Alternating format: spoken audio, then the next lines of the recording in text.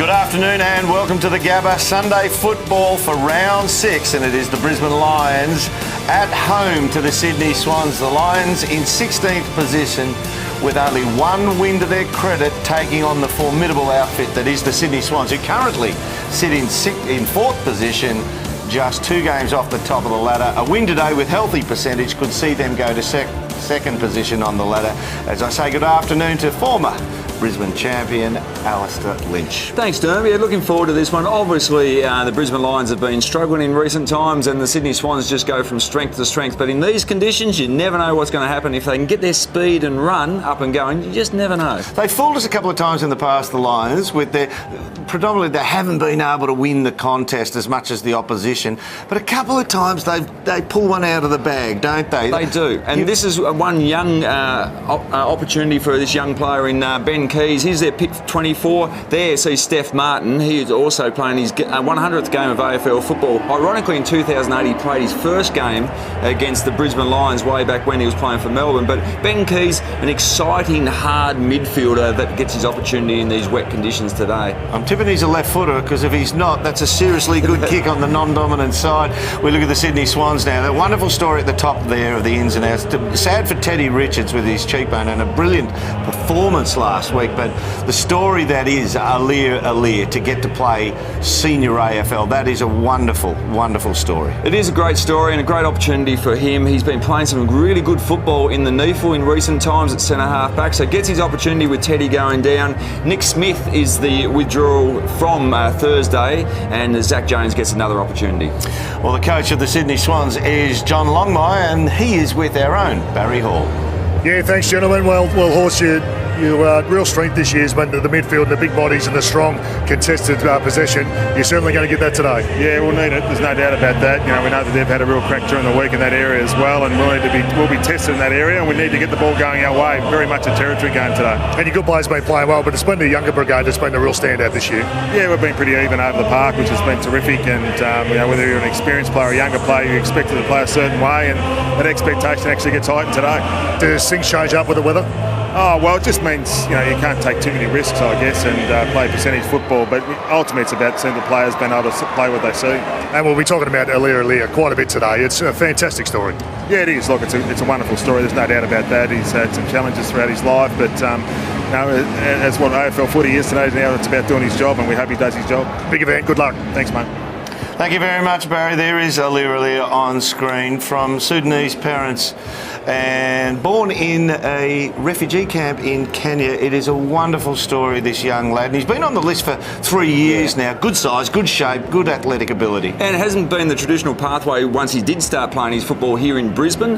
He moved over to Perth after missing the first opportunity for the draft. Played as an overager for Western Australia as a 19-year-old in the under-18 carnival, and then was drafted. So fantastic to see him out there. Plenty of family will be here to watch the game today, and so an exciting time for the family. Well, Johnny Longmire said it's going to be a territory game, and they're a beast of a midfield, so you know the kind of game we're setting ourselves for. You can see the rain coming down. It's going to be a slog, Lynchy. Yeah, and their midfield you just described, very hard. Kennedy, Parker, Hanbury, Mitchell gets a lot of the ball in tight. Kieran Jack, McVeigh coming off half-back. So they're well equipped for this sort of conditions, and certainly a massive test for the Brisbane Lions. They are the 18th ranked contested ball team in the competition. Yep. This team, the Sydney Swans, at number 1, so massive test.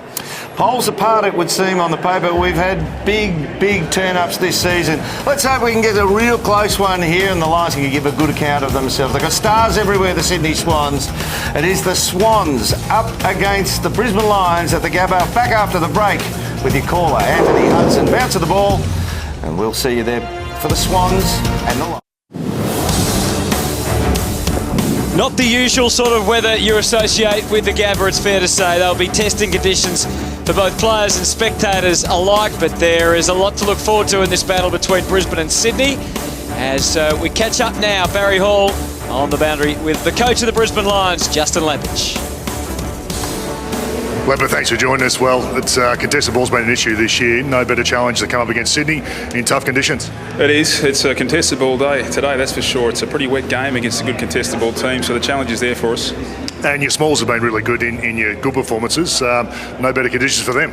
It was. We didn't get enough entries for them last week. Our score efficiency isn't too bad, but geez, we got belted out of centre square bounce. So we can't do that again. We put too much pressure on our defenders last week, who held up okay, but yeah, ridiculous 71 entries again. So we've got to be a bit better in the contest today.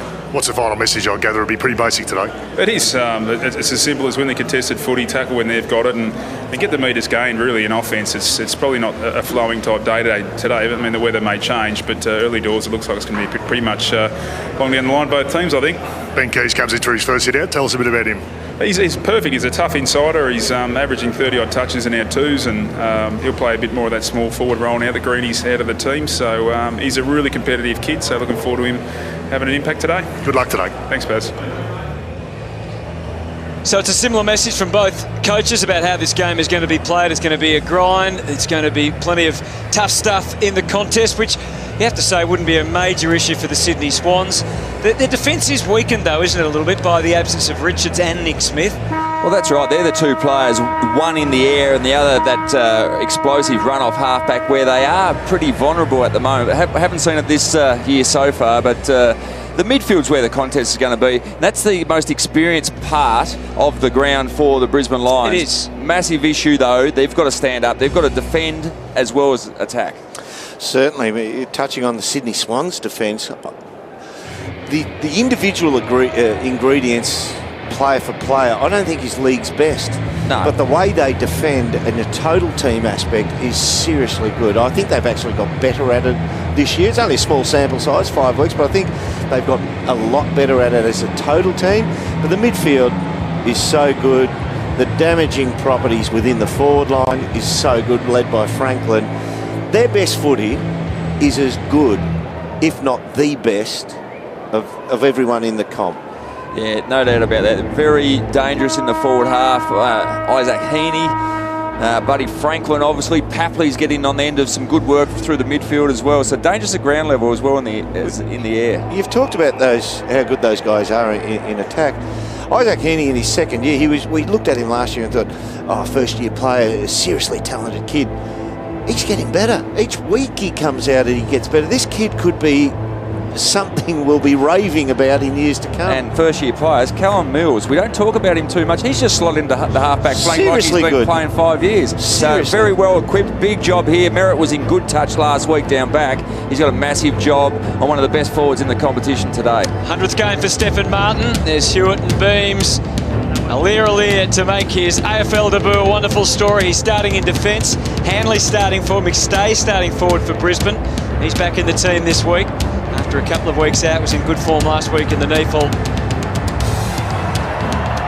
And under very wet and overcast conditions here at the Gabba. It's Brisbane and Sydney, round 6. It's been a venue Sydney have enjoyed of recent times. They've won 7 of the last 9 times. Mitch Robinson, you think he'd thrive in these conditions. Slick stuff.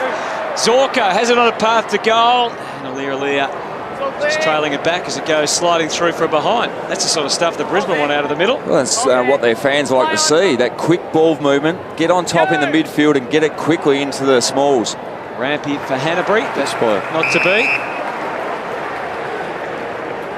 Talk about the most important players. Let's have a look at both coaches' boxes. I mean, Steph Martin's the most important player for the Brisbane Lions, but their real barometer is probably Zorko, that speed at ground level. If he's up and going, he excites his teammates. And he's in pretty good form. 2 goals, 21 disposals last week.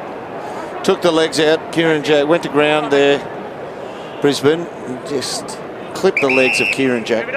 Ben Keys also starting forward. You can see him bottom left of screen, number 1 for Brisbane, as the Swans make it all about maintaining possession. And what is sometimes a relatively easy skill for the modern professional becomes pretty difficult on a day like today. So low risk, as we heard the coach of the Swans say, long kicks. Good well fight, tracked. that, yeah. Wasn't it by Buick? Sends them deep inside. And here's McStay.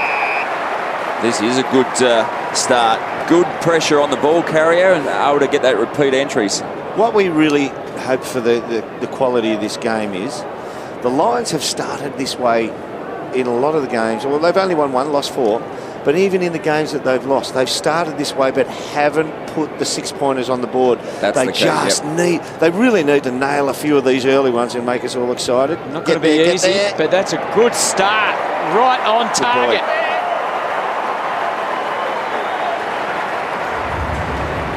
Daniel McStay puts it through. And I've got to say, Lynch, I know he started in defence this year, and that's where they thought he was going to play. But I reckon that with him and Walker down there, I know they want to bring Shaki back in the team, just managing him, but it does give them at least good fight, doesn't it? He was their most productive forward when he played forward last year, and certainly had some big games where his contested marking really shone out. And yeah, I think he enjoys playing in the forward half more than the back half as well. Went back to the NEFL last week, had 28 disposals and 14 marks, so good form to take in. That'll help. Yeah, Smitty, a straight throw up. Tough for the umpires to get the bounce working today. Rockcliffe. Good hit to and the Sorko. outside. Some important names getting the footy early for the Lions, which creates those opportunities. McStay did well. Here's Keys. Jabbed the kick to full forward, and the mark taken by Hanley right in front. Yeah, I think it's Rampy was thinking, rush, rush, rush, go for goals, goals, goals. So he got goal side there and wasn't able to get to any position anywhere near a capable spoil. Swans haven't been able to get their hands on the footy so far. Well, they've 2 out of the centres. Straight forward, where Pierce Hanley, we know he's been one of the main offenders as far as shooting for goal is concerned, but there's no problems there.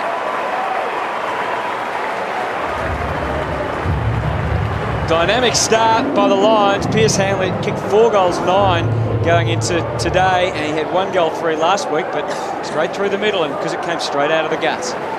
Well, that's really good work. Good hard bodies in there for Sydney, but Brisbane have been able to respond to every challenge. They've only been going a few minutes, but they look like they're up and about. The game's been played in their forward half, and they're just a bit sluggish at the moment, the Swans.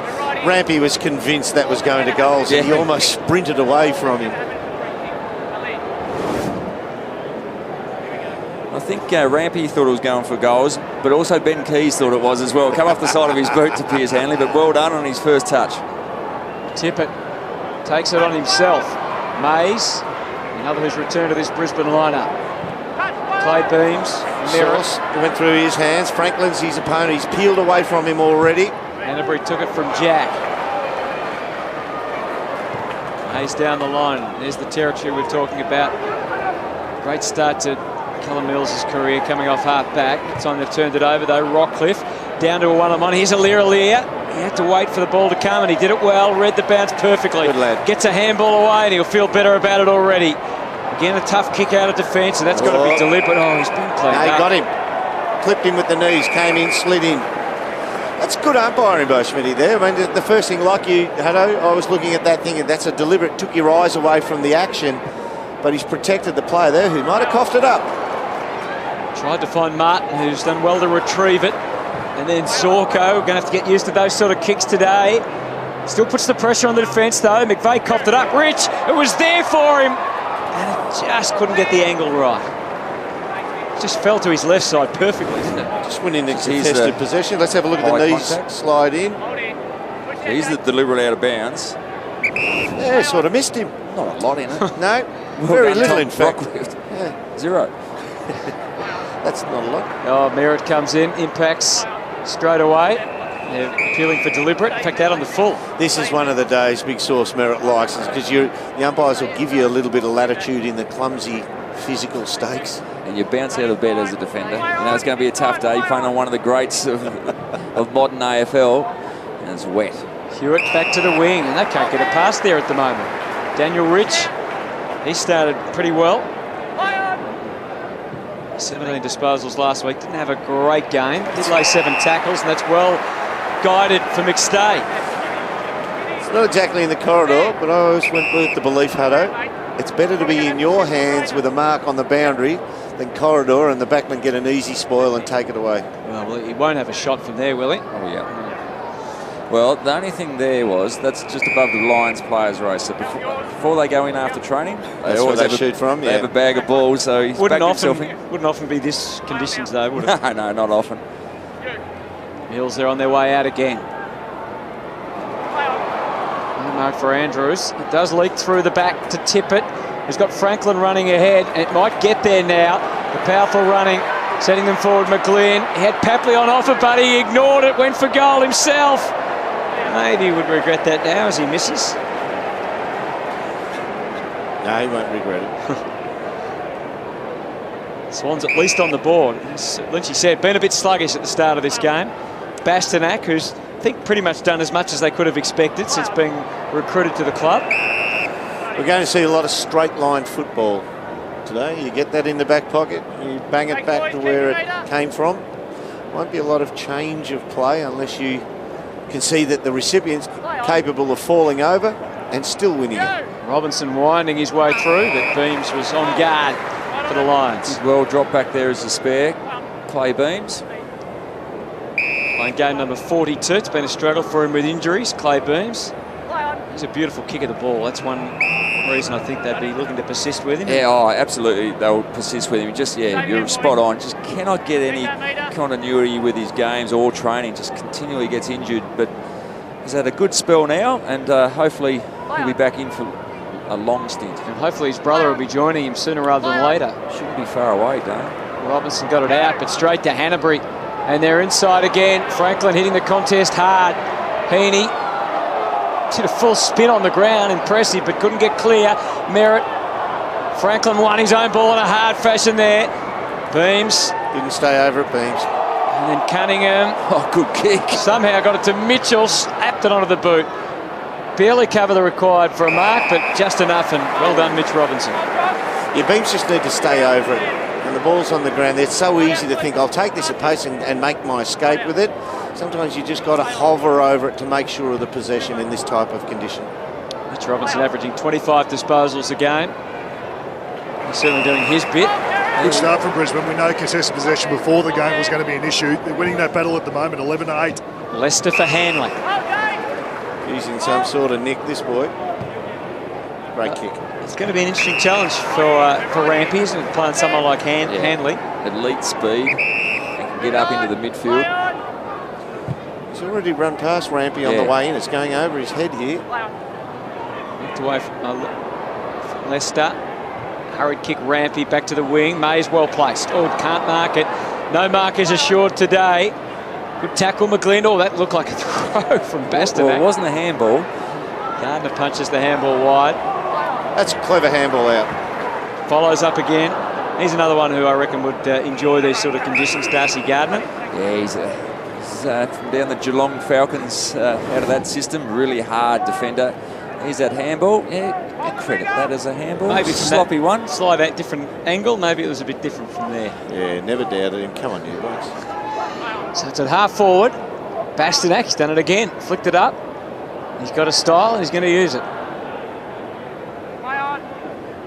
Mitchell, McStay, Rampy handballed, Aaliyah, Kennedy smothered by Hanley. He's looked composed with the couple of possessions he's had Aaliyah. He's just faded one way, then gone back the other and given a nice little simple handball. So you get a little bit of confidence out of that. A couple of touches, which were pretty good. Sinclair, Robinson. Zorko bypassed Robinson easily and sends them right to the forward pocket. Leicester with Rich in his pocket. He couldn't get it to him. He's claimed, and they've got good claims on holding the ball there. Yeah, we're going to see plenty of that. Dive on the ball, you're going to be in all sorts of strife. But at the moment, as Baz just touched on, contested possessions, the Lions are slightly up, and that's a really good start. Get themselves into the contest, be confident they can compete with one of the best teams in the competition. Just what they need early stages. Daniel Robinson back to the wing. Lloyd was jolted. Mitchell got a handball and kept it in teammates' hands, and they've done that well. Parker to half forward. Buddy couldn't take the chest mark. Pushing the side was the call. Buick screws it back. Sinclair well placed to mark. He's got to get a free. Yeah, just a shove in the back. So McVeigh it is storming forward. Kennedy's so resting in the forward line. And Buick kicks the ball back to half back. Heaney with a rush kick. Setting up very well behind the ball at the moment. Yeah. Brisbane Lions in this first 10 minutes. Know when to drop off their opponent. They've got their zone structure in place really early. Getting a bit of the footy now, Dane Zorko. That's got to hit the target. And it does its merit.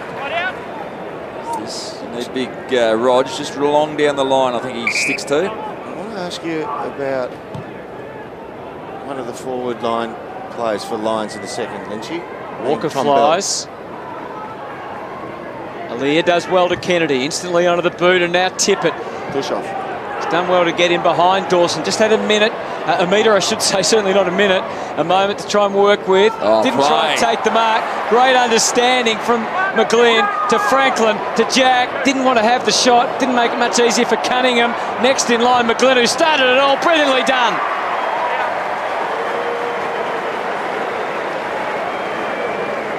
Good call that he started it all. He was up here on the wing and he just hunted forward, thinking, with a bit of luck, hopefully he'll kick it. No, with a bit of luck, the next one. If I keep running, I might be a show. Look at that fantastic tap to Buddy. Now, Buddy wanted to have a shot. He was desperate to have a shot. Gave it off there in the end. So, a really good team goal. Looked like they got themselves into trouble, but good team goal is something they really needed because they've been outplayed in the early stages by the Brisbane Lions. Got to pin the arm in that tackle, but well done by Benny McGlynn. Started with that deft little tap down to Buddy and then kept hunting down into the forward line. When they met last year in round 15, the Swans took a long time to get on top of Brisbane, eventually won by 21 points, but similar today, Brisbane have started well. Swans finally have a goal. Mills from half back, thrusting them all the way to half forward. Tough ball together, that one. It was Papley, who was so brilliant last week with 20 disposals. Lloyd, Jack, Mills again. Terrific instincts. Mitchell just harassed within an inch of his life. Walker's kick smothered well by Grundy. Hanley. Back to Mills again. He's everywhere. To centre half forward. Sinclair. Dawson. Trying to absorb the tackle. The ball jolts out. Andrews. Can't halt the progress of the Swans. He's away again. Papley to Buddy. And it's in the goal square, so it should be Sydney's second goal. Yeah, the rule, no, they played it outside, so Buddy wants to come around. If mark is taken in the goal square, you come around dead in front. Buddy will only have a slight angle to deal with. And he doesn't concern him at all. Sydney have got going now. Wasn't overly phased with wasting any time. No, but on that occasion, they've sneaked past them with contested possessions now, the Sydney Swans. Just working their way into the contest, and what you'd expect from the Sydney Swans. They certainly challenged early. The Lions have got to respond now, work exceptionally hard in those tight confines at this next centre bounce to get a clearance, to make sure they get their first hands on the ball.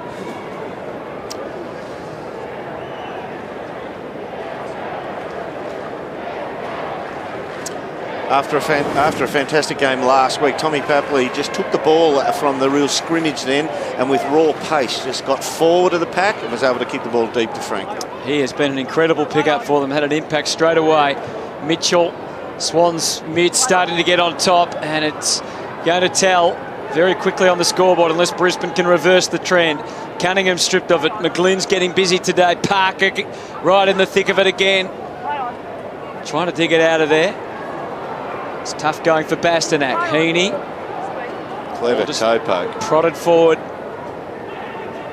Heaney, as we know, can keep his feet. And it's hard to do that on a day like today. Jack gets disposed of. Now that bloke there, I'm going to ask you about Tom Bell in a second, Lynchy. If there's one bloke built for these conditions out there, it's Tom Bell, yet he's used as a lead-up forward and pressure type forward. Why wouldn't you give him what his body's demanding that he's good at in this type of game and just stick him in the middle? Come back to that in a moment. They're still deep in attack. Bastanak stripped of it. Opportunity tip it and decided to go off the ground. It could still bear fruit. Sinclair. Right in that top of the goal square area.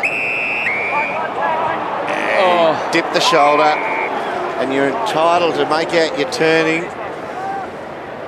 And you dip the left shoulder to lower the height of your head, and it draws a free kick 9 times out of 10. Some players are brilliant at it. And that was essentially the last 45 seconds of play. It was almost a rugby maul, just pushing the ball, no real clear disposals, push the ball forward, and there it is, just dropping the tackle. Rockcliffe goes high across that left shoulder, and an obvious free kick in the end. Not happy, Tom Rockcliffe.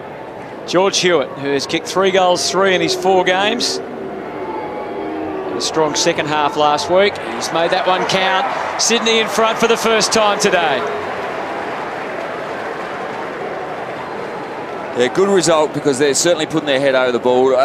Big course Longmire would have been disappointed in the early stages because they were second to the ball. They were trailing in, very reactive to the Brisbane Lions, but they've responded now. A few of their more experienced players putting their head over it. Kieran Jack was one. You look at this. Now, because he's facing the other way from the tackler, you can't say it's a duck. But is there any real difference?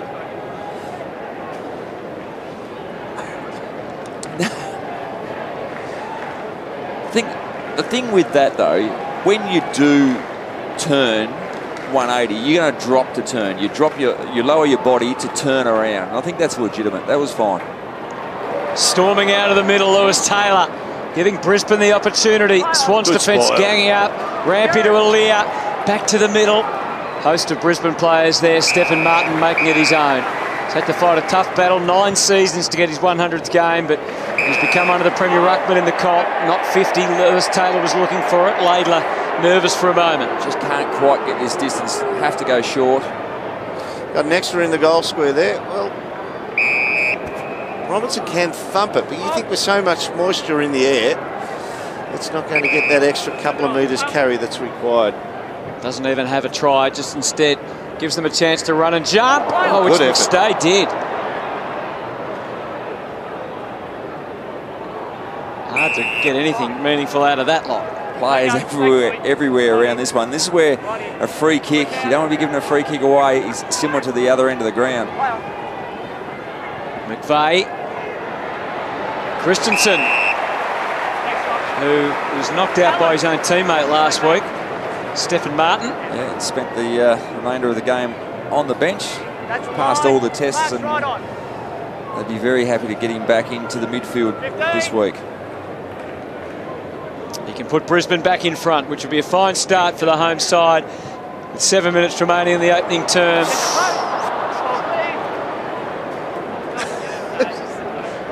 Is that Smitty? He's doing some commentating himself. David Harris, the umpire controlling. Just a bit of commentary going. Right there. Rampy. He might be the Billy Picken of umpires, Lynchy. He did commentate a lot, Billy.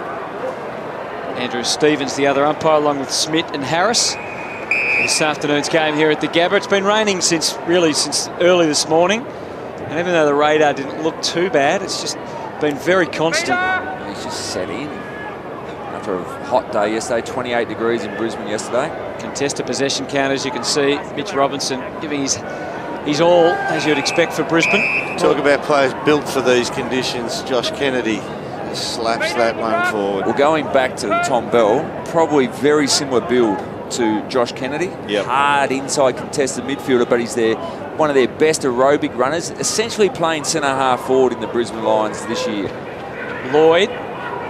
Do you think it is the best use of him, though? No, I think spot on Derm is. I'd be getting him in different stages. Really Here he is. Hot contests. Not if he fumbles, though. Oh, boy. Could be a costly one. Mitchell gives it back to Merritt. They circle him. There was no getting out of there. Yeah, trouble. For us, Big Rog, he's picked up the ball finally and then turned back into traffic. And he said try defend. Yeah, he put out the left arm, don't argue. Knew he was in all sorts of strife, Big Rog. Very good last week when they were under siege. Played well at the back line.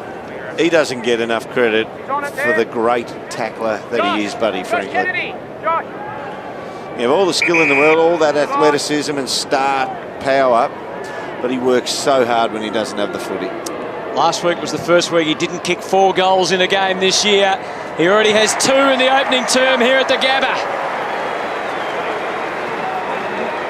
He's noticeably more fitter than he was this time last year. Certainly come off pre-season, looked a little bit like he was carrying a few extra kilos. But can't hide much in the wet white tops today. Well, that's right. I don't think we would be chucking on any of these Sydney Swans jumpers in these conditions, but he looks in ripping nick, and he started this game very nicely as well. So big contest with Daniel Merritt, but the star forward from the Swans is on top so far with those couple of goals early. Looks very impressive.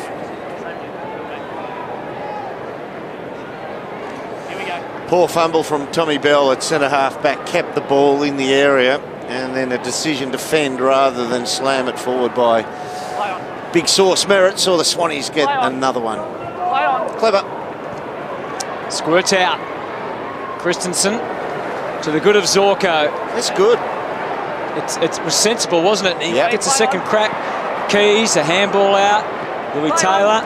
Another one low to the ground and should be able to go okay in these conditions. Sinclair, he finds himself low to the ground because he got a shove in the back. Wasn't great communication earlier, Jack and McVeigh. I think Jack was putting the shepherd on for McVeigh to come in, but McVeigh was sitting back waiting. Halfback Sinclair lobs it on the wing over Stephen Martin's head. Hanbury found an interesting way to get it to a teammate. Kennedy, more territory. Franklin from behind. Merritt wasn't going to let him past on this occasion. Mays just had played it well. A quick glance down the line to see where to kick to. It's worked out for that is McVeigh in the rump. he got turned on the contest. Christensen to half forward. Was he impeded there, McStay? Yeah, McStay gets a free kick there. Just took the body in the marking contest. So McStay, three-quarter kick. Oh, good boy. Lear gets in the front position, denying Stephen Martin. He's watching the ball in flight, Lear, isn't he? Which is great. I think there were stages through the first couple of years at the Sydney Swans when Richards or Grundy would go down. They didn't want to put him in. But now very confident. They were very confident with his recent form in the NEAFL. He was ready to play senior AFL football. It's been very solid, his form in the NEAFL. Certainly the formula. Wait on this snap. It looks good. It looks great from Zorko. Summed it up beautifully.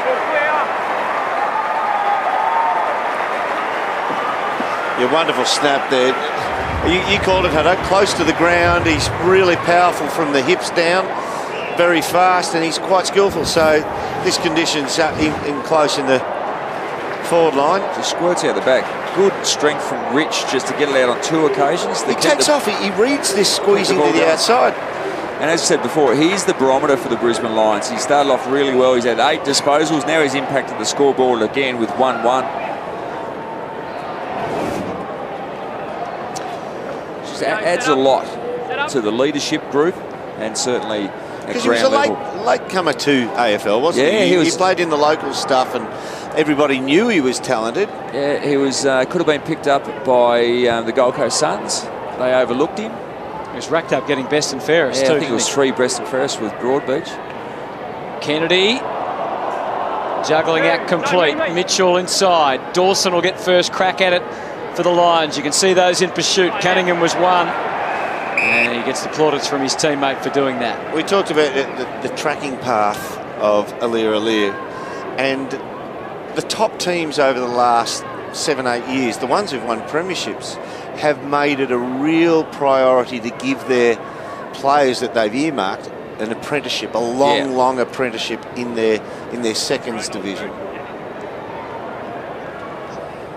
I think in the first 2 years, there's question marks. Would he go on? And I think now the way he started this year, there is no doubt there will be a new contract on the table and they'll look to tie this guy up for the next few years.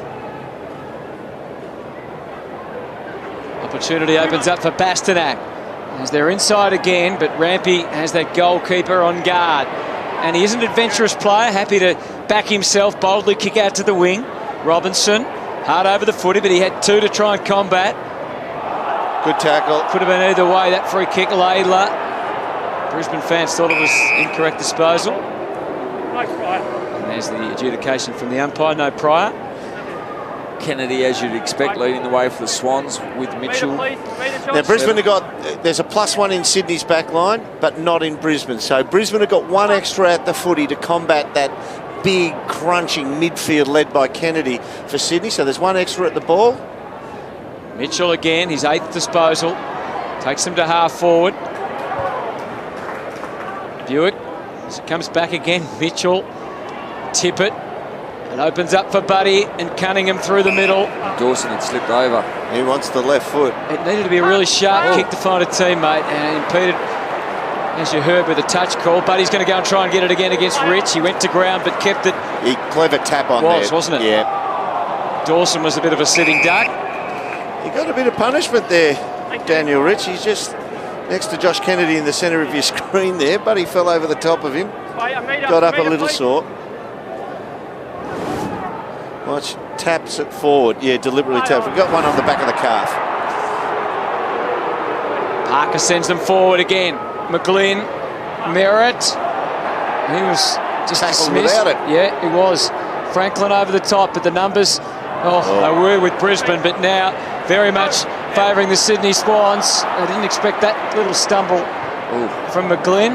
Gardner is either out in the fall or deliberate. Take a pick. No, he's just turned onto his left. He's non-preferred and didn't know where to go. Straight back. Play on now. Buddy looking for his third. He'll nail this. Oh, what a kick. What a champ. He's got the crosshairs on the goals today. He's been very tempted to blaze away on a couple of occasions, but that's a perfect spot for the left footer to swing around. You know, I'm one of his biggest fans. I get along really well with Buddy. He does have a tendency when his team's comfortable and they're playing a bottom runger and they know they're going to win, he does have a tendency to get an awfully big pair of blinkers on and think, I'll go for Hutto 13. You're spot on, Derm. I think we've picked that up in the first 15 minutes of this game. He is very much a first quarter looking at putting his nose in the trough today and getting the big bag. Well, he's telling Merritt all about it too, as they wait for the ball to come down again. Mitchell's been outstanding in this first quarter. Watch out, because Buddy's on the move. He, at that time, attracted 2 Lions players, which meant on the ground level, players like Hewitt can profit and kick another goal.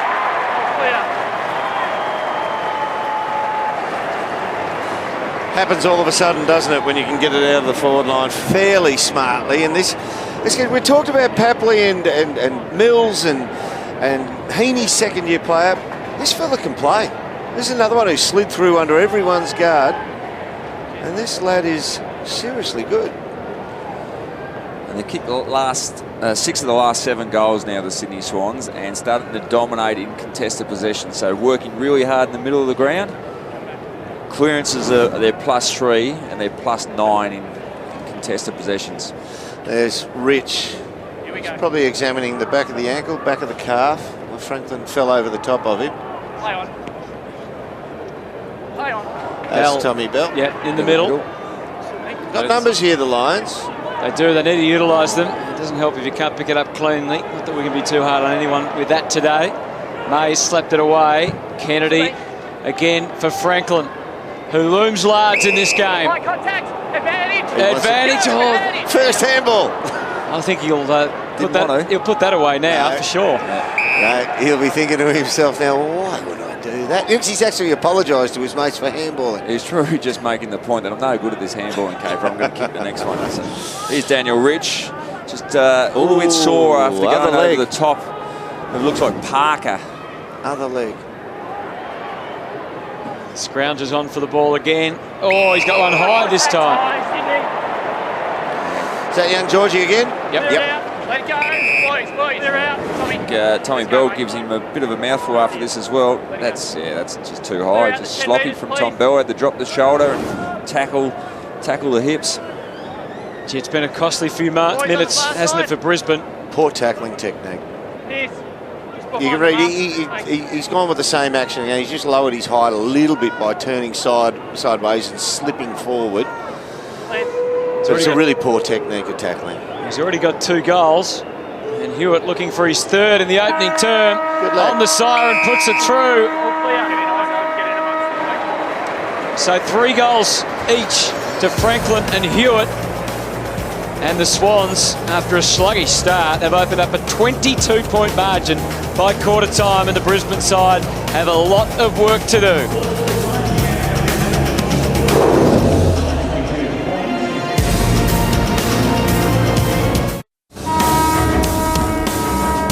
Well, it was a positive start by the home team, but Sydney finished all over the top. 7 of the last 8 goals with both Buddy Franklin and George Hewitt kicking 3 goals in the opening term, which in wet conditions produced 10 goals, probably more than we would have expected. Tom Mitchell Dan Hanbury, along with Josh Kennedy, getting plenty of the footy in that opening term.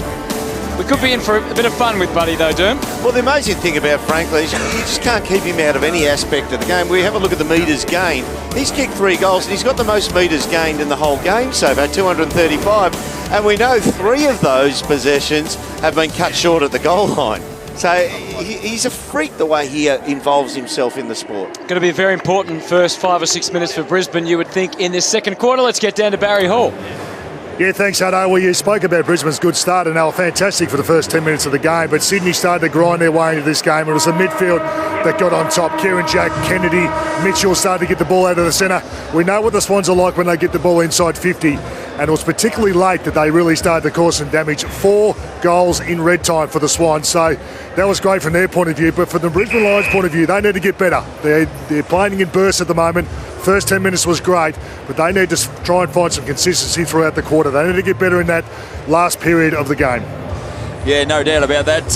Baz, the contested possessions and clearances early in that first 10 minutes, as you said, was well weighted towards the Brisbane Lions. At quarter time, it's plus 15 for the Swans in contested possessions and clearances plus 5. So yeah, the last 20 minutes of the quarter very much dominated on the inside, and the reward was on the outside with Buddy Franklin doing some good work in the forward half. The rain's eased off for the first time in half a dozen hours or so. I was looking at Josh Kennedy in the middle of the ground. 9 possessions. Tom Mitchell's got 11, but 9 possessions to Josh Kennedy. Is there a better wet weather player in the comp? If you're picking players off the wall, he'd be the first you'd go to, I think. And so he's going head-to-head with Mitch Robinson there. Looks like Parker might be doing a lockdown role on Daniel Rich. Second quarter then from the Gabba. Lions need to respond smartly. They know that. Aaliyah got a terrific spoil in there. Keys got into the frame but couldn't get a hand of the ball. Hewitt having the game of his life with 3 goals in the opening term. Christensen with good sheer will, winning the footy or winning the opportunity to get the footy. Rampy tries to counter. That was fantastic by Christensen. It's the first time I've seen today really thrust in, bang in. He's only a little fella, but you can still make an impact. Aaliyah gets it back to the wing for the Swans. He's looked right at home so far. It's on, off the ball. Papley and Harwood. He's got a wild streak about him, Harwood, as well. There's a bit happening off the ball. I don't think young Papley's going to back off either, if bloodlines or anything to go by.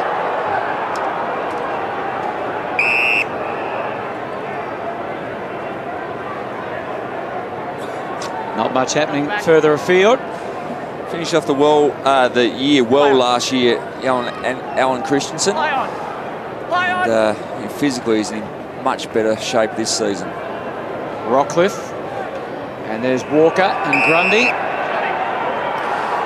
Tough day for Josh Walker so far. If there's one player who's going to learn how to accidentally, more times than not, get the ball over the boundary line, it'll be Reg. Reg Grundy's already shown he's very good at sleight of hand at disguising a deliberate over the boundary. Well, the old experienced players need to retrain quite a bit too. Absolutely. Mitch Robinson again, full bodied, even flicked the ball back through the legs there. Well done, Tippett. Big presence, just crashed the pack. Cake of soap early stages of this second term.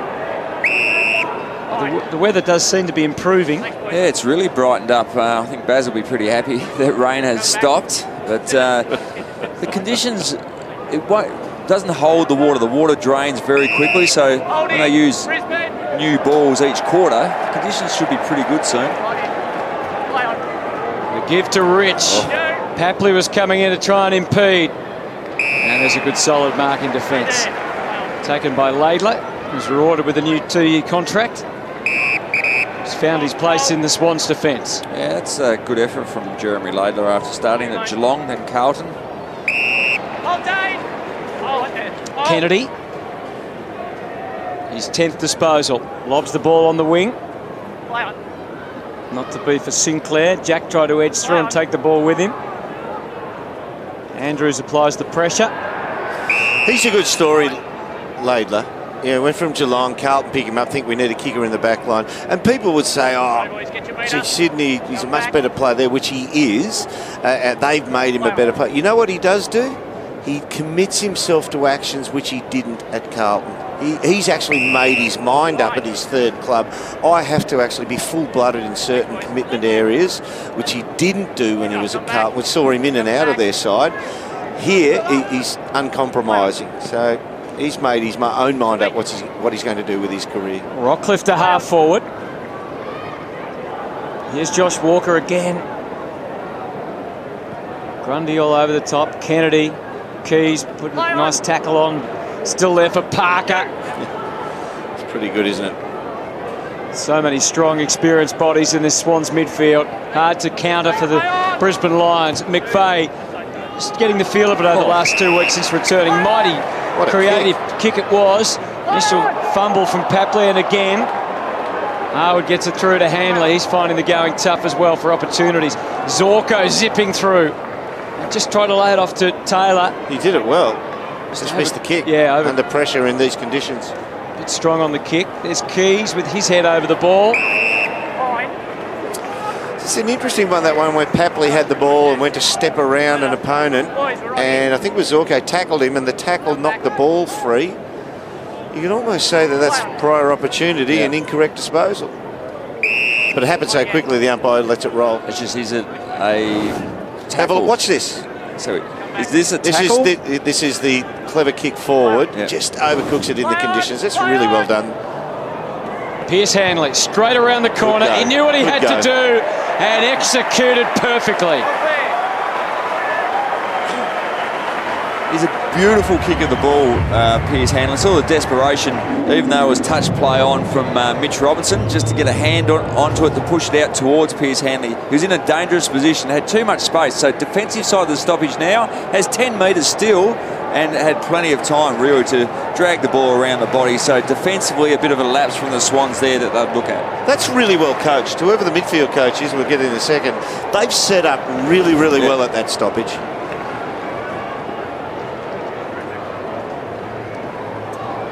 Second goal for Pierce Hanley. Justin Lepich hoping there's more to come.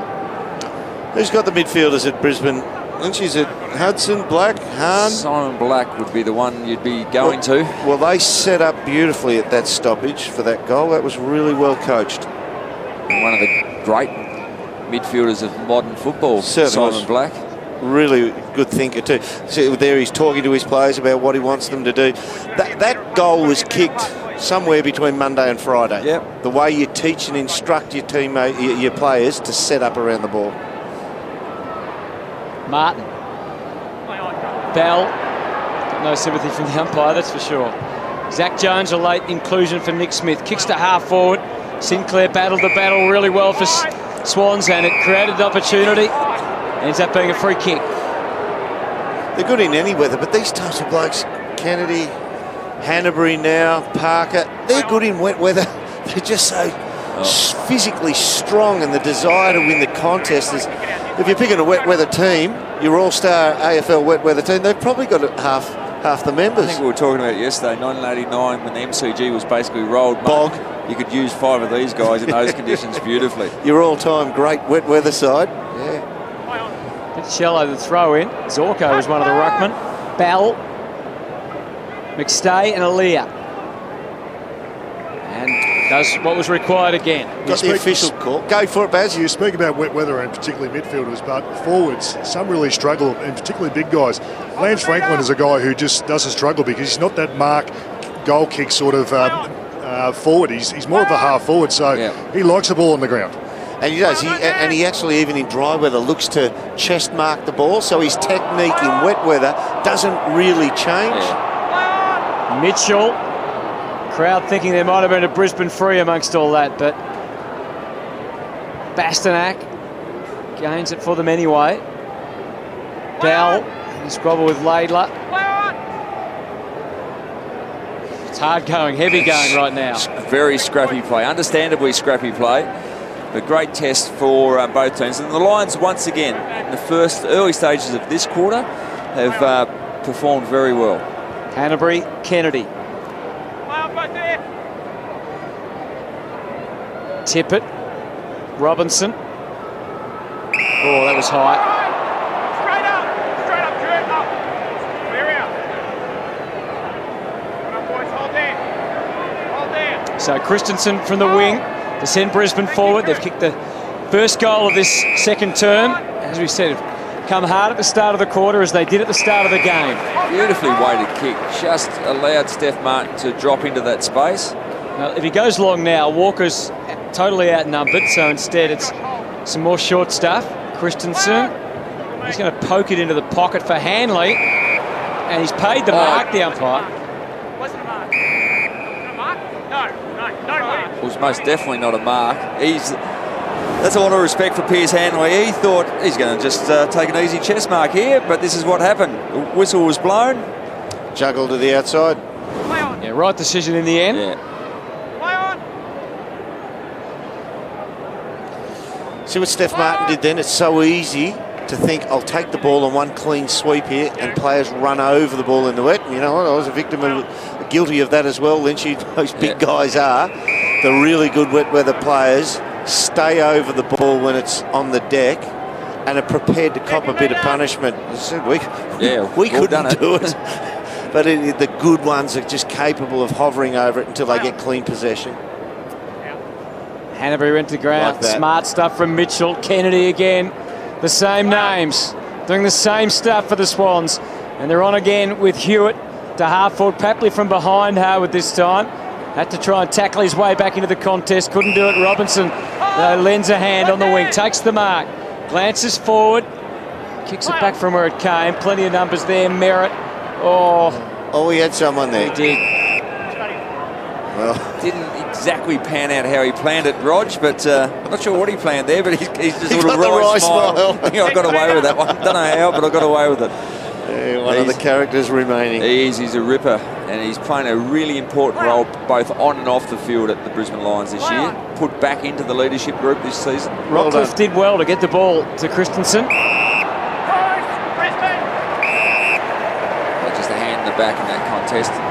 Gave Laidlaw a couple of raps and he's got bumped out of the way and dived forward the last contest that Handley fumbled over the boundary, and that one led to the footy and gave up with a push in the back.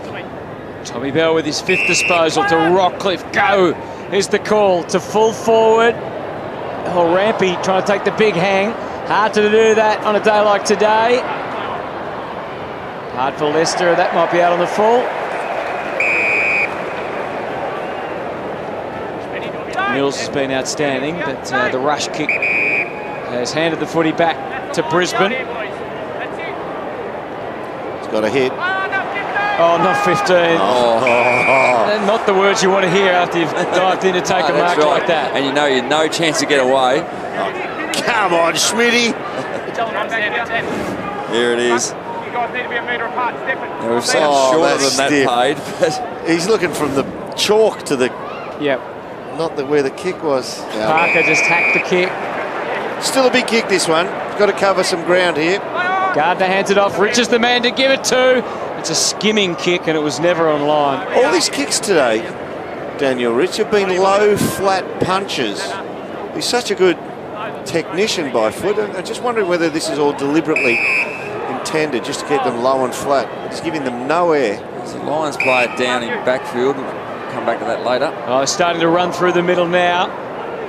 Impeded by the fumble by Sinclair. Gets it back to Lloyd, and they've got it to Cunningham.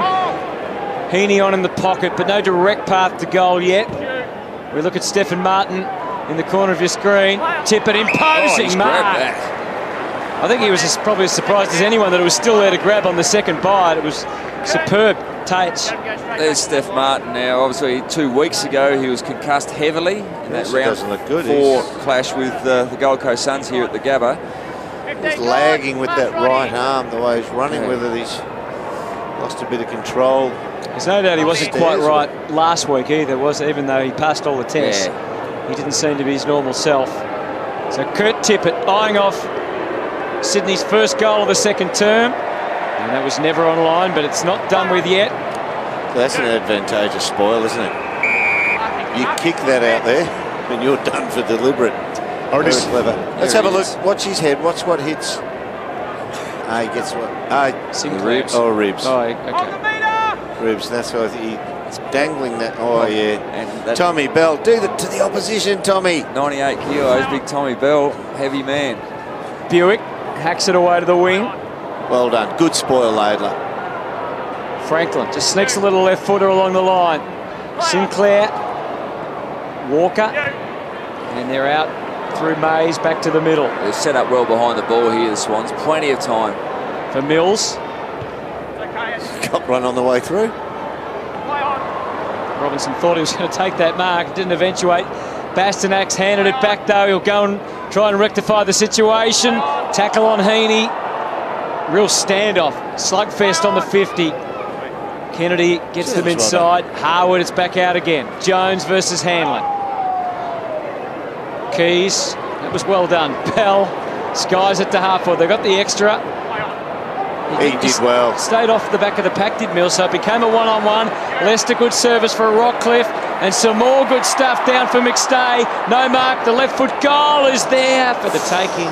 He did all the hard work, Hutto. The hard work was to run from this opposite wing diagonally across the field and take the chest weight. The actual mark is the easy part of the completion, but hits him high on the chest, too high. But what happened here, once he dropped the mark, he panicked a bit. He just rushed that snap. So Josh Walker with Steph Martin going off, gets a run in the ruck. He did all right a couple of weeks ago when he was forced into the ruck when Steph Martin got knocked over in that Q clash. They'll be hopeful if Martin comes back on though. He is their only real ruckman available in the squad. He's turned and wrapped up there. That's an interesting kick, but under the definition it is a kick. There he is. It looks like he's okay just sitting back there having a bit of a spell, so he should be right to come back on the next few minutes. He cops some punishment, doesn't he? Oh yeah, and as you said, it's bad enough when opposition players run into you, but when it's your team, that's no good. Again, tackling the name of the game there. Every metre precious. Is that high on Hanley? The second one was. Yeah, it might have been a cumulative effect there. Flashed it, jumped into his head though. I think it was Tom Mitchell, second tackle, when he's face up, the body lands on his head there. Sydney haven't scored yet in this second term. Now, I thought that apart from a couple of forays forward, Brisbane have actually locked the ball in their half of the ground very, very well this quarter. So Pierce Hanley. He'll rue that decision. Yeah, you know what he wants. Well, you're thinking, I'll do the right thing, I'll do the team thing, and then it hits your shin. That's not great. But the numbers in this quarter, we spoke about contested possessions and clearances. Fairly even contested possessions. Here's the poor kick off the instep. But clearances, 10-5 in favour of Brisbane in this term. So that's a really good start.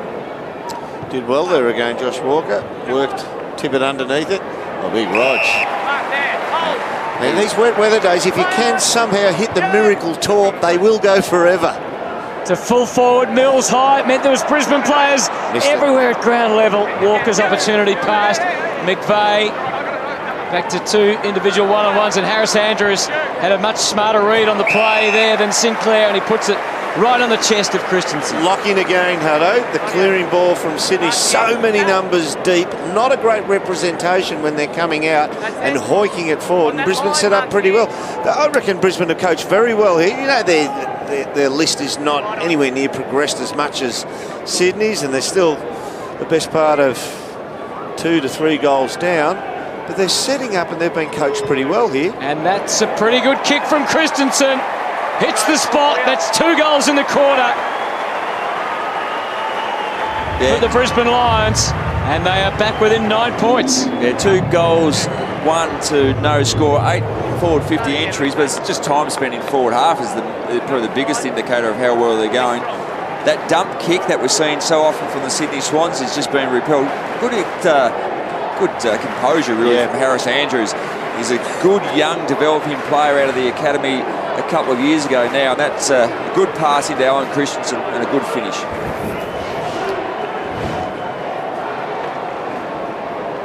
Two ex-Geelong boys having a spell. Taylor Walker. Josh Walker, sorry. They probably would like Taylor on their bench. He'd be handy. Stephen Martin back out there, which is important, and they've got some run and momentum. Bastonak, not a noted kicker, and he gets onto his left side. Tell you what, he's got a fair piece of that on the left. But again, another clearance. and 66% time in forward half in favour of Brisbane, Lynchy, so they're dominating. Yeah, that's a big stat. Have a look here. Just gets through the hands. Oh! And right onto the scone. Young Mills. Aaliyah getting plenty of encouragement. Got the handball to Laidler. Back to the wing again. Buick. Got Martin there to lend some support. Papley, ever dangerous. What it does mean with the ball up the other end of the ground is that when it goes forward to the Sydney Swans end, it'll be Franklin with a lot of room around him. Robinson, dangerous when you're on the ground trying to drag it back. Quick snap. He's kicked another one, I think. No, it's Parker who's got it on the boot. Parker was one of the plethora of Swans players that were in that maul going forward. He tried to get involved here. He had the tap over. He gets involved here with a tap to continue the ball moving forward and continues on. So not a lot of clean disposals in that flow of the ball from centre wing to the forward 50, but he stayed in the contest and ultimately he was the one to finish. So really good play. They need to turn this around because they're just sluggish. They look like they've got the cue in the rack. I think we can do it at any time. They were so good, the Swans, in that first quarter that, after Brisbane kicked the first 2 goals, they kicked 7 of the next 8, and I think they feel that they can come in and switch it on at any time. Well, I don't think John Longmire will be overly happy with the way they've started in the second term. Robinson bundles it up and lands it at half forward. It's the fumble from Lloyd. Allows Bell to team up with Taylor.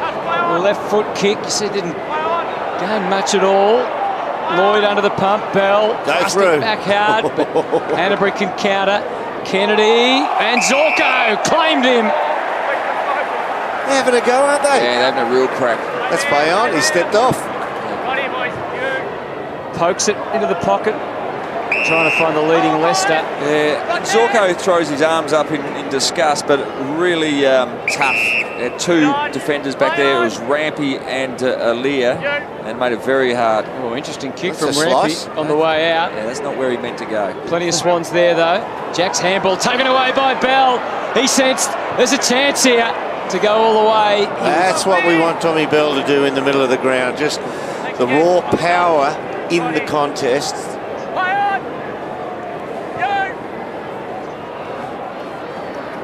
To half-back, here's Heaney trying to get in the game. It's Bell, he's proving it. Pretty important player in this quarter. Bastanak carving it back. Keys around the corner from the debutant. Peppering the goals, and we've seen this week in, week out. Even though they've struggled to win games, they've been in them at different stages. Now, there's 12 scoring shots to 9 in favour of Brisbane, yet they trail by 12 points. They've got to make the impact of their good work on the scoreboard.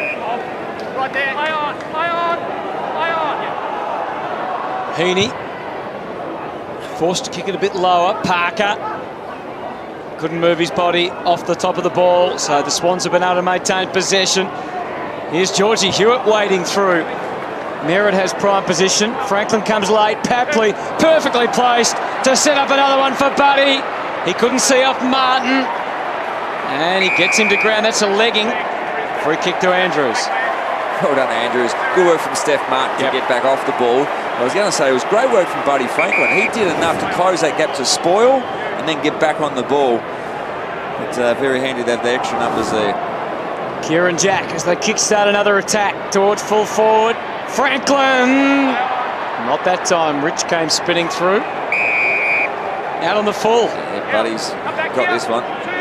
Now, we know he can kick very well for a left footer on that side, but this is a very difficult job. He needs a little bit to be out a little bit further. Yeah, the token, to get a bit of tail on the ball. The token look inside. Yep. I'm thinking about it. Nobody's presented.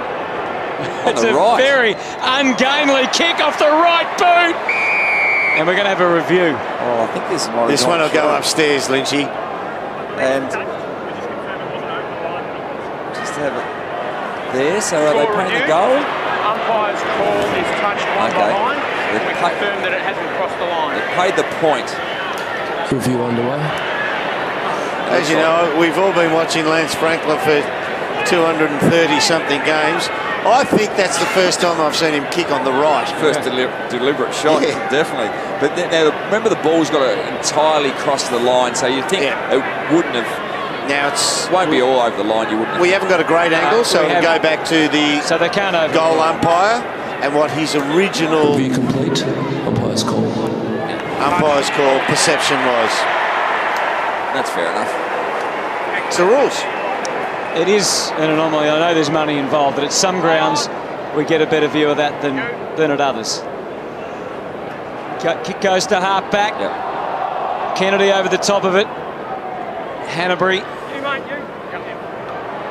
Robinson. And they're back to half back again. Taylor. Suddenly with Keys, they've got it moving forward. That's Well a done, really important win there. Rich couldn't slip the tackle completely. Gives the Swans another look at it. Buick, maybe not the day for that. The dancing feet off half back. They can run. Or Heaney didn't strike the handball as well as he liked. Made it tough for McGlynn. No problem. Back to Heaney. Have another go. Kicks this time to half forward. Sinclair. Good target. Good grab. Huge grab. I mean, a massive size advantage over Harwood, but pushed back in that contest and good clean hands in greasy conditions. Contested possessions this second quarter, 39 apiece. Buddy flying. Kennedy back to Franklin. And he's getting dizzy. Hanbury. Robinson decides on the pass. Good decision. Papley had plenty of time and space to get it under his command. The boozer for Buddy, who was swung 360 degrees in a tackle and then swung back 360 degrees the other way. If you were playing in the modern game, Dermot, I can imagine you'd be having the wheels that Papley's got here. No, I'd like to wear an unusual pair, a black pair. Different colours.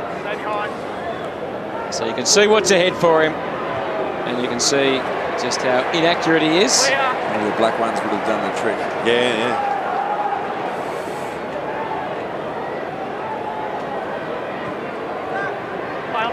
Daniel Rich. He hit this skinny. No, that's his biggest boot. Mills flies. Was he disrupted in flight? Play on the call. Hewitt goes in. Leicester starting to get into the right places.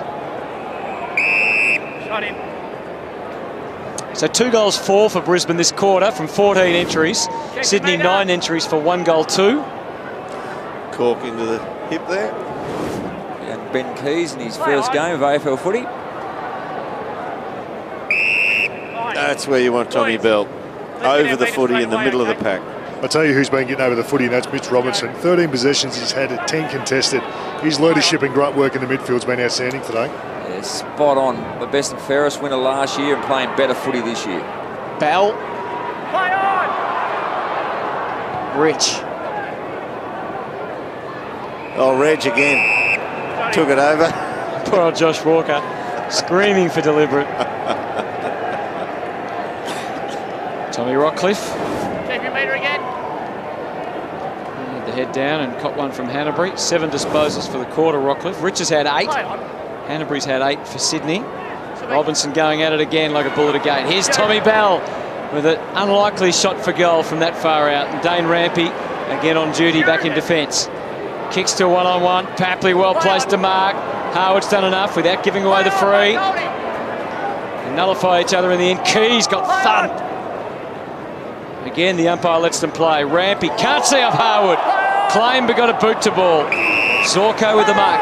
Can't go deep because Grundy is occupying space right on the... There you go. Went for the torp. Rampy just took it off him. Handball to Mills. Gets the call in the back pocket from Hanbury. We've got numbers here. Yeah, they found their way out. Parker. The next kick was important to Mitchell. And they tried to use the extra number. Working even further now. McVeigh just gliding out of defence. Kicking it for Papley. Frankly demanding it. Alias forward. But he goes for Franklin in the end. Settled on Buddy. He had Merritt almost where he wanted to, but he's a hard man to move, is Big Rog. And he's caught there. Is there a chance for Alia to kick a goal? Wouldn't that be a story? He was in the right position. Could have got a handball. Could have very well given him the handball. He's just snuck forward. They've restructured the back line and moved him forward for... He got to a dangerous spot. He just didn't give any movement. So he'll learn that when he gets his disc during the week to plug in and look at all these efforts. They give a stick these days rather than a disc. Yeah. Or a VHS. The chalkboard. A trip, free kick to Dane Zorko. A few injury concerns for the Swans at the moment. Zach Jones has come off in the last couple of minutes, and Georgie Hewitt, he's also in the hands of the trainers, so I'll keep an eye on that one. Thanks, Baz. Sydney Premiership captain Barry Hall. He used to do some damage himself, Barry Hall, when he played up here against the Lions. He did it against most teams, mind you, but had some great games up here at the Gabba. Need I say it, Lynchy? The commentary box next door is with Brent Staker. Sorry, Baz. As the ball goes over the line and out of bounds. 8-3-51 Sydney. Brisbane 5-7-37. So just the 3 goals kicked in the second quarter after surprisingly 10 in the opening term. And again, they're just grinding their way back into the quarter, Sydney. Yet Brisbane is still 1 on the scoreboard. Now, Kurt Tippett, as it does open up for Hanbury. Beaten by the bell. Merritt still had to make a bit of contact then, didn't he? Aliir on screen. 6 possessions for Aliir. 5 of them contested in the first half in his game, and the first step in his senior journey of an AFL footballer. There's his family. Yep, some of his family watching on. They've made the trip. And that's one big family. They'd be very happy with the way he's played in this first half. Yeah. He's done well. And looks very comfortable. He's just replicated that NEFL form into senior footy, so he's looking good at this stage. Much more promising quarter by the Lions, as the first part of the first quarter was. We spoke pre-game, contested ball, clearances. They were competitive in contested ball and well up in clearances in that term. Well, Sydney in the end got to 45 contested, 47, a +2 on the line. So losing that by 2, I don't reckon that's too bad. We've got Barry Hall with one of the Swans champs, Dan Hanbury, down on ground level. Yeah, got Hanners with me. Well, it's a competitive game of footy. Hanners, they've come to play. Yeah, certainly. We knew that. Talk about contested ball all week. It's been wet. It's always going to be a contested fought game. They beat us early in the game. We thought we got back on top, and in that quarter they lifted again. So we're going to have to go in there and get going again in that third quarter. You've been efficient when you go to inside 50, but you just didn't get in there enough in that second quarter. Yeah, we've still got a bit of balance from the stoppages and the contest. It's going forward, and we're not quite ready as well. So got to play a bit better with the footy in the second half. Big second half coming up. Good luck. So half-time at the Gabba, and the Swans lead is just 14 points. Brisbane really challenging the more popular and prominent side, the Swans. So we've got a game on our hands. Back shortly.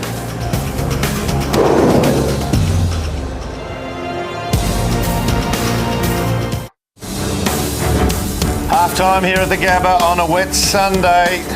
Daniel McStay getting out in front early on.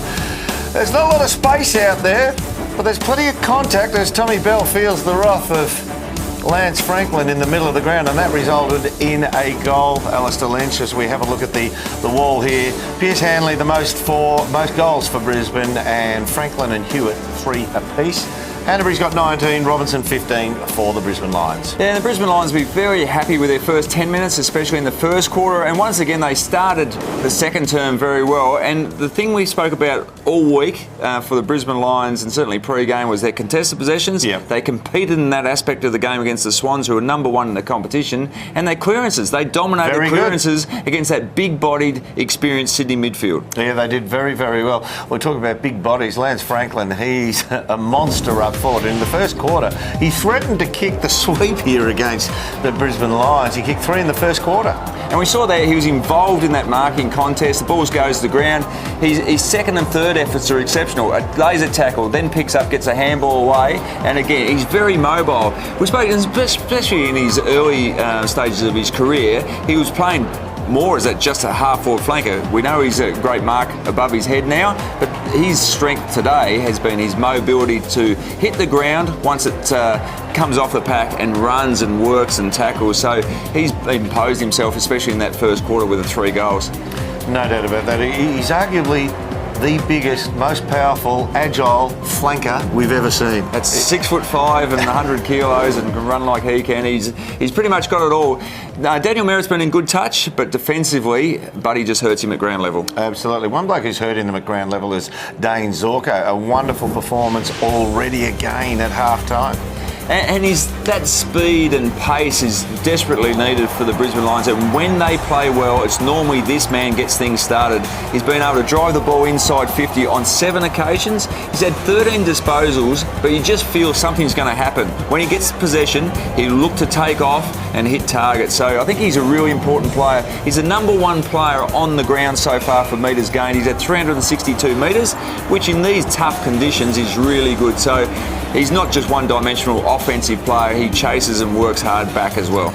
You mentioned the contested possession has been fantastic for the Brisbane Lions, but one of the great things is 3 of the top 4 metres gained players on the ground are Brisbane Lions. One of them's Daniel Rich, who has been tagged out of games, and even Parker's running with him this week, but he's still finding the footy and getting it forward. Well, it is a 14-point lead here to the Sydney Swans. Our feature story, brought to you by Anthony Hudson, is up after the break with this man, Aaliyah. Don't go away, because it is a wonderful story.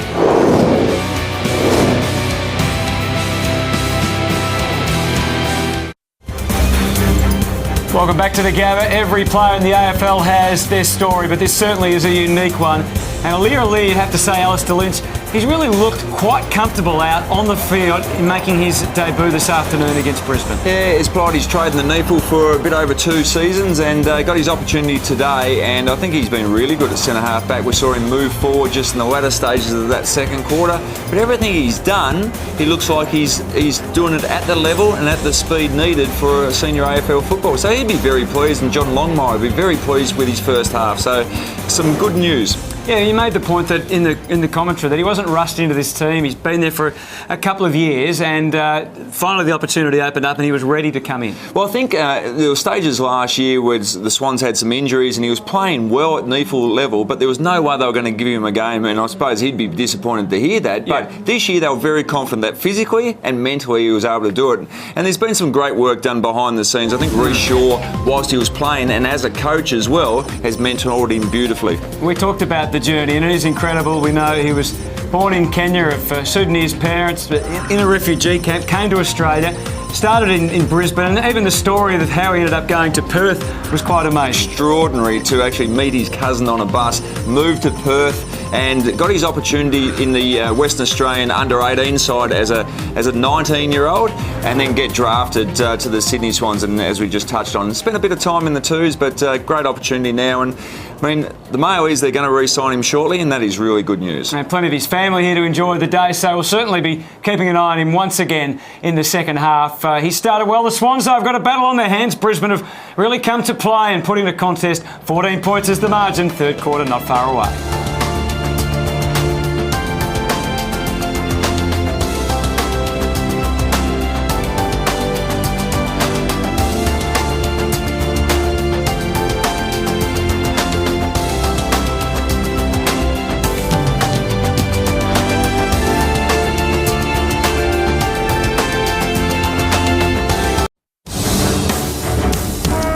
Well, the Brisbane Lions started strongly this afternoon in greasy conditions. They've certainly put their bodies on the line.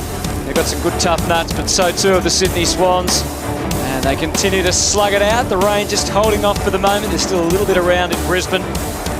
Big first quarters from both Buddy Franklin and George Hewitt, 3 goals each. But the second quarter really belonged to Brisbane. Again, they had difficulty putting the goals on the board. They've had 12 scoring shots to 11. Find themselves trailing by 14 points as we head into the second half. Let's get back down to Barry Hall. Yeah, thanks, Ardo. Well, both coaches pre-game, we spoke to them, and they're going to preach to their players how just to keep it basic in tough conditions today. We've kept an eye on a couple of the Swans players, particularly Ben McGlynn, who does this absolutely perfectly. He keeps involved in the game. He loves these conditions. He's suited to that.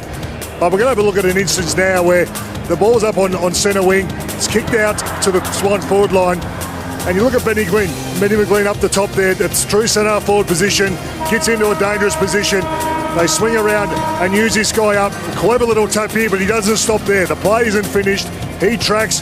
Big Sauce Merritt is just trailing him behind him, but the play isn't finished. He keeps involved, gets in a good spot, and then finishes with a very important goal from the Swans' point of view. So the Brisbane Lions are doing a great job at the moment, but the Swans are just doing these little things just that little bit better. That's a great piece of vision, Baz, just to show that he recognises the moment, when to continue, when to ease back, when to go, and he's eventually rewarded with a goal. We have Big Reg on screen with Alir, his new, I suppose, understudy. He's putting time into today. Dane Rampy on screen with him. And the first year, Callum Mills was in the background as well as the two coaches. I think probably the Brisbane Lions coaches box will be reasonably satisfied the way they're going about it, but those missed opportunities, 5 goals, 7, and week in, week out, we see them pepper the points. Just reward for effort just hasn't quite been there.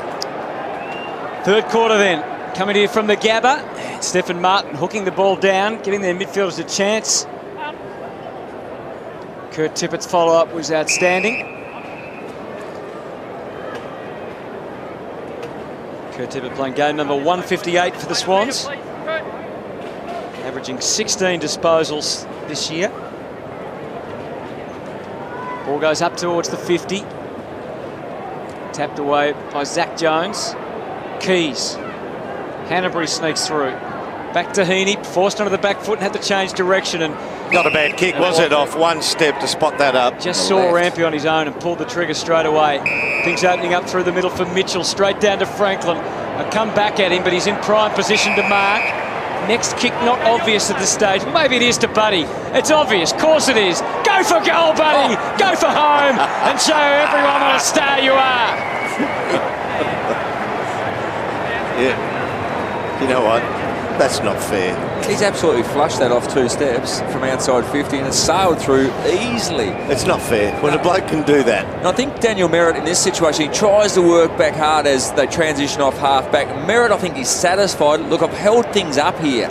He's outside 50, but just pushes away and swings it. So 1, 2, 3, 4, bang, outside 50, and that's flown through. And that is demoralising from a defensive point of view.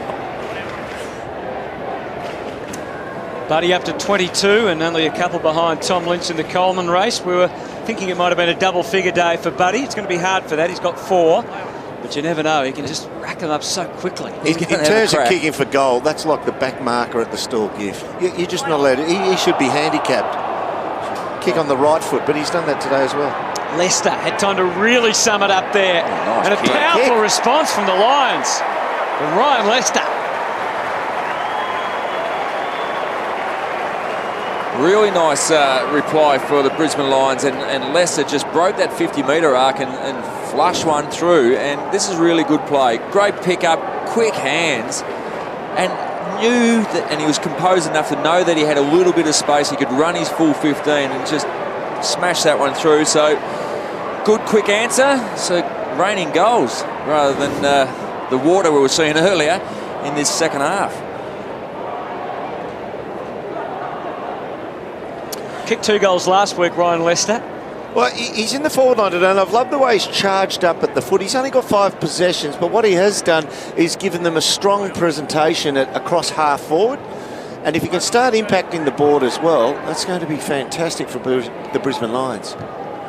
Hanbury to half forward. Lovely nudge from Harwood. Got the footy under control. Now Zorko stretching it wide, opening some angles up on the way forward. Now, Steph Martin can keep working over Tippett. He's got him on the bit. They've got 1 extra loose, and that's Rampy. And that drags out Tippett now, so there's no big, tall ruckman inside. Oh, good pass. Really good hands from Christensen as well. He's outside his range, so as we see more and more these days, this will be a low 45-metre pass to 15 metres out. I'd be very surprised if he had a shot. There's a bloke at the other end who doesn't believe in that low pass. No, different rules. He goes for the jab into the pocket. Bad luck. Got to hang on to them. Didn't happen for McStay. Little handball from Mills. Didn't do a lot of favours. Rampy's done well, and he's put it on the chest to Buddy. Didn't have to move, but he's managed to drop the mark. He wants to move it on straight away to Papley, who fumbled it beautifully back for Buddy, who kept on coming, and will think he's still a chance to score a goal here. Little poke from McGlynn to Parker. Got some options inside 50, and he takes the shortest to Kieran Jack. So touch and go from here. Jack doesn't think he can kick it. Nicely weighted kick from, I think it was McGlynn over to Parker. Watch out, watch Buddy's out. going to cruise by here. Onto the run right. His wrong side. He's on the wrong foot. Nah, he'll have to come back now. get onto the correct foot. I think that's what Kieran Jack said to him. Where are you going? Not a lot of confidence shown in Jack by his teammates. They all wanted to go past, and it turned out that they knew that it was going to be hard from there. Buddy's run from 30 metres, and Kieran's looking at him thinking, you're a left footer. This is really good play here. Keep the ball moving. And just, if no one's going to take it cleanly, I'll just take it again. Mays back to half-back. Tippin had to really work hard to get to the front.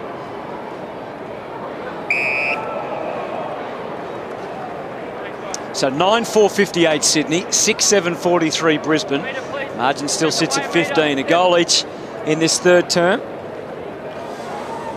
Contested possessions in this third term, 5 to Brisbane, 1 to Sydney. You can add another there as Rockcliffe cleared it back to the wing. Keys being manhandled by McVeigh.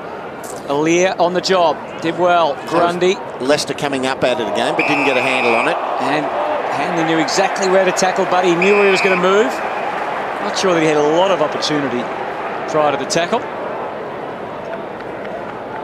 Pierce Hanley has the footy. His fourth disposal coming up of this third quarter. Sends him deep inside 50. Rich. And again, not much happening there. You see they're already getting tired in the body. They're waiting for the whistle to blow there on that stalemate when the ball hit the deck. So any tick of the clock, Lynchy, it's sort of looking like the more powerful bodies are going to take over here. But you can still dare to dream. Kennedy skies it back to the wing. Sinclair comes at the ball, fully committed, both he and Andrews, and they've both been thudding into the turf here at the Gabba. At least to get a soft landing today. Well, there's going to be some sore boys. They might have a soft landing, but the bodies are crashing in. Very little clean ball on the outside. Martin cleverly down to Rockcliffe, and Hanley again the beneficiary. Tommy Bell covers 55 to 60 with that bomb to full forward. And a free against Alier to Leicester. Yeah, just a little bit inexperienced. You've got to disguise that a little bit better. And Alan Christensen letting him know all about it.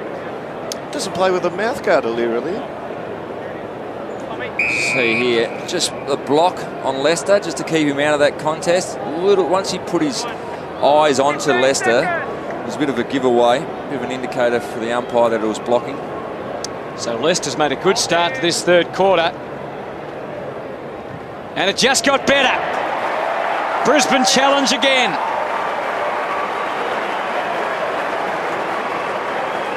Just narrow that margin right down to within 2 kicks now, and they've started the quarters on each occasion really well. Now they're actually getting reward for effort. Here's the block. Alier. He's got to turn back to the footy there. And Leicester made the most of it, No but doubt, it was a block, but yeah, Leicester went to ground a little easy. But why wouldn't you if you get a free kick and an opportunity to get a goal on the board?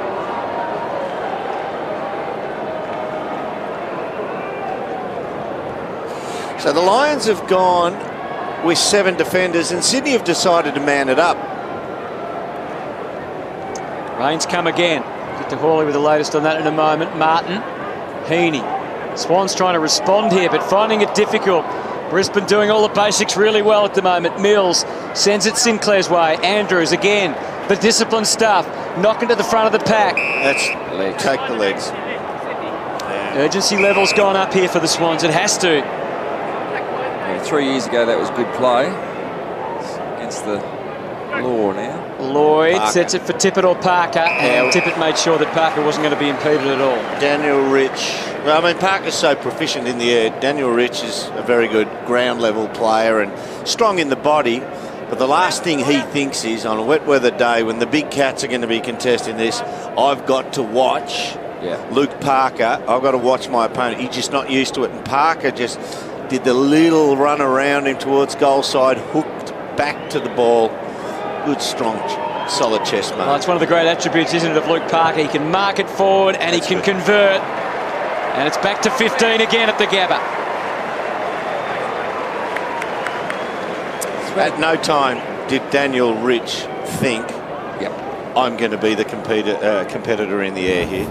There's not Gotta a get a look worse. at it here. There's not a worse feeling. So when you look at Rich there. spectate. Now he's just actually running backwards. See, now he's just stumbled forward, and you can lip read him saying a few expletives. He said, "Oh dear me, I should have gone for that one." Yeah. He tried to get the body block on Parker, but just got around him, slipped off. Made an amazing start to the season, Luke Parker.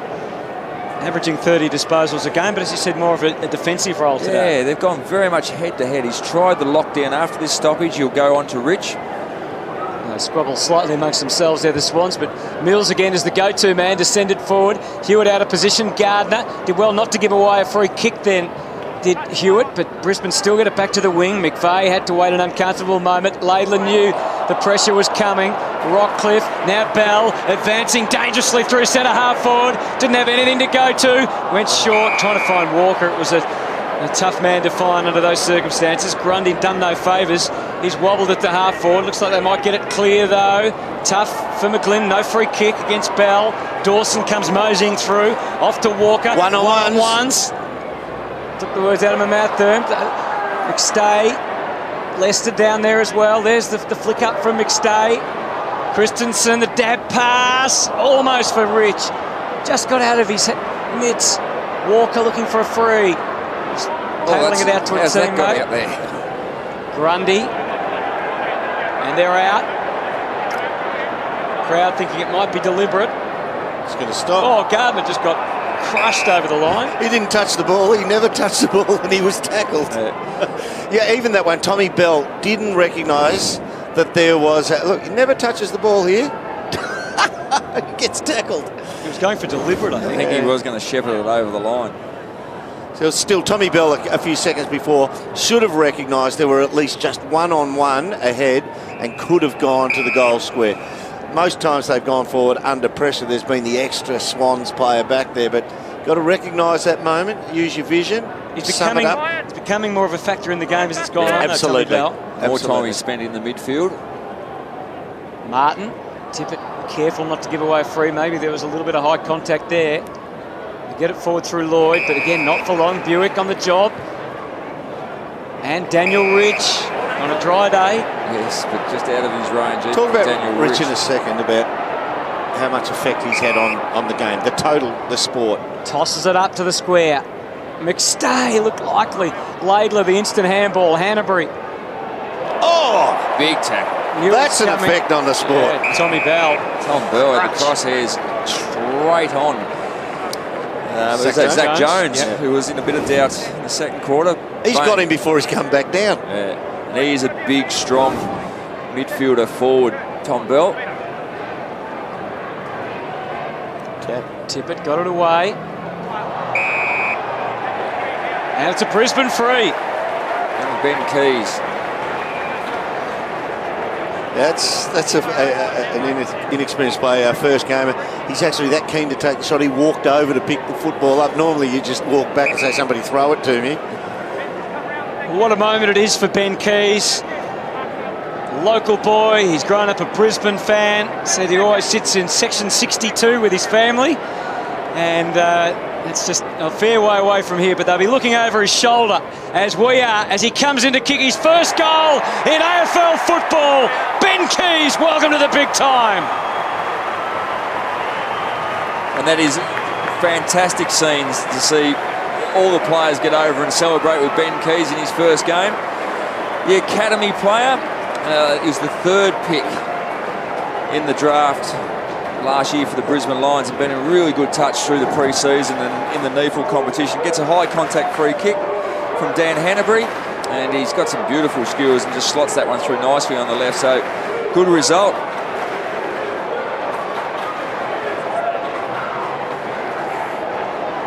They were up in Bay 62. Doesn't quite have the same ring as Bay 13, does it? No, the Keys clan along today. Watch young Ben play his first game and his first goal in what should be a long career. Bay went for the deft touch, but it's gone Brisbane's way. They're winning the important contest at the moment. Robinson to Zorko, and there's streaming this man off half back again, Bell. Crafts the kick around the corner of the half forward. Laidler puts the body in front that time. It takes the mark. Did it well. The Swans are being challenged again here. No doubt. They're under enormous pressure. To centre half forward, Tippett, both hands to it. Hard to take them today, charging through Jack. Great Hanley was tackle. right up to the challenge though, put the pressure on. McVeigh put his body over the ball. Forced the spillage, Lloyd went to ground. It's going to be hard for him to control it from there. Dawson looking for a mate to give it to, couldn't, screws it back to the wing. Grundy's playing in front, it's set for him beautifully, accommodating bounce. Now he can service his teammate Cunningham. Back through the middle is Jones. Waiting for Mitchell. Rockcliffe knew it was there. Hooks it back. Mark Pade opens up Zorko. Streaming, there's an avenue to goal. Christensen on for him. But he's kicked it somewhere in between. It's going to slide. It was never on line for a goal. You don't mind that. At least Zorko backing himself, putting the ball under the wing and attacking that 50-metre arc. Christensen, for a little bloke who's not going to win the aerial battle in a shoulder-to-shoulder contest, stayed relatively still, didn't really lead, so he was obligated to tuck it under the arm and take the bit between the teeth. He was so smart by the Swans to get it out of there cleanly with Kennedy and Lloyd working in cahoots. Now Parker prepared to take that kick into the middle as it opened up opportunities. Buddy's calling for it on the 50, too far away as far as Kurt Tippett was concerned. They do have some numbers to utilise, but that's now covered. But again, Brisbane have got their defensive structures in place really early. They've got the spare that's dropping back in the space now. Well, he had nothing to kick to then, Rampy. Not even a kick down the line. The pack were too far advanced for him to go down the line. As it's turned out, Heaney's done well, done it solo, and got it to Sinclair. No mark. Papley arrived on the scene at the perfect time. Buddy's winding up. He and Robinson clashing, and Robinson having the winning say there, gets it over the line. Happy to engage with Buddy with a bit of lip. Oh, he's happy to engage with any opposition player whatsoever, Mitch Robinson, and again, very good today. He adds so much in the midfield for this group. Just niggling away at Buddy. I'm not sure if you do want to poke the bear like that, Mitch. But Robinson's shown that it doesn't matter who it is, he'll be happy to tangle. We had a bit of fun a couple of weeks ago when he engaged with Joel Selwood. Yeah, it didn't end that well for him. Bell. And it's back over the boundary line again, and we're down to 9 minutes remaining in this third term. We can never question that Mitch Robinson's going to compete. And I just think opposition players just are aware where he is because he's half mad. Exactly the term I was going to use. He's half mad in a really good way. And you know that not much really hurts him. No. Zorko, Laidler got the fist in, but McStay was in the right place, and they were breaking forward. Keys could have been holding the ball. Great tackle. And that is holding the ball. Really good pin tackle there by Alir. Laidler, the man to benefit, gets it long to Buddy in the wrestle. Both hands to it again, but it fell for Kurt Tippett, who couldn't help but kick a goal. The big men combined. Much needed for the Swans. Yeah, the big man that learned a lot of his AFL trade just down the road here. He's a Gold Coast boy, and the Lions certainly wanted to recruit him from Adelaide, but didn't get the opportunity. In the end, he went to Sydney. He got lost somewhere along the way. Yeah, just halfway. He dropped off at Mascot Airport, and good turning, and just slots that one through. One of the easier goals that Kurt Tippett will get, and Lepper not happy at all. He wants the ball to be kept in front. Well, Justin Lepper's really sensing that this game is here to be won for the Brisbane Lions. You know, you're coming here today, you're thinking this is a David and Goliath battle, but you can just sense that there's something unusual could happen, and the fact that they're this close now, but you've got to dream sometimes. Oh, and that dream is lifelike at the moment. Well and truly in this contest. Somehow the ball didn't go out. Heaney to Zach Jones. Second time was terrific there. Back to the wing, it's going over the back. Parker realised it. Good lad. Come off the next line was Harris Andrews. Good anticipation. Tough for Walker to hold on to. It's there again for Hanbury. Couldn't knock him off his line. He's kicked it back to the middle. Buick. Harwood neither could get it cleanly. Swans suffering the same fate. It's Breezy in the centre. Robinson perfectly for Rich. Range. Fell onto his range. Set him on the path to goal, and Daniel Rich does the rest. Yeah, 50 metres out, that's a little half swing four-iron for Daniel Rich. Just poked that one Another through. flat one, wasn't it? Yeah, it was. Dart. Only one kick today has not been a low, flat dart. But again, Mitch Robinson involved here. Comes through this pack.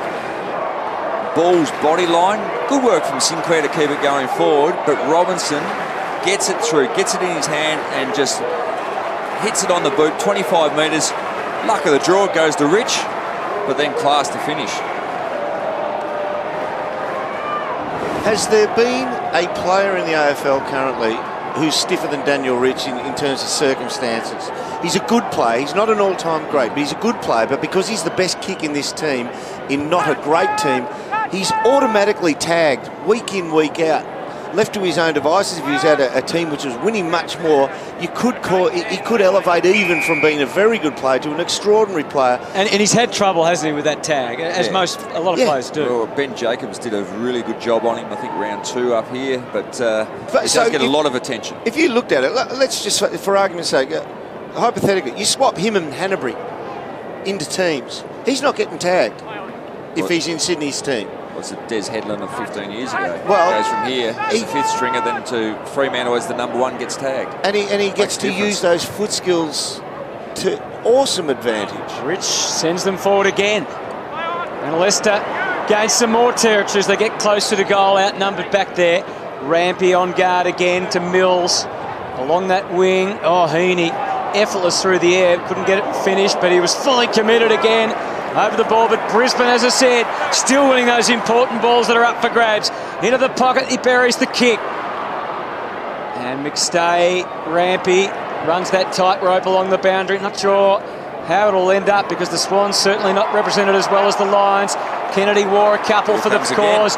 Zorko sends it forward. Leicester a chance. And again, the commitment from Rampy was outstanding. Geez, he didn't take it on that occasion, Leicester, but since going forward, geez, he's given him a spark. He's an unlikely type to go forward, but geez, he's given him something.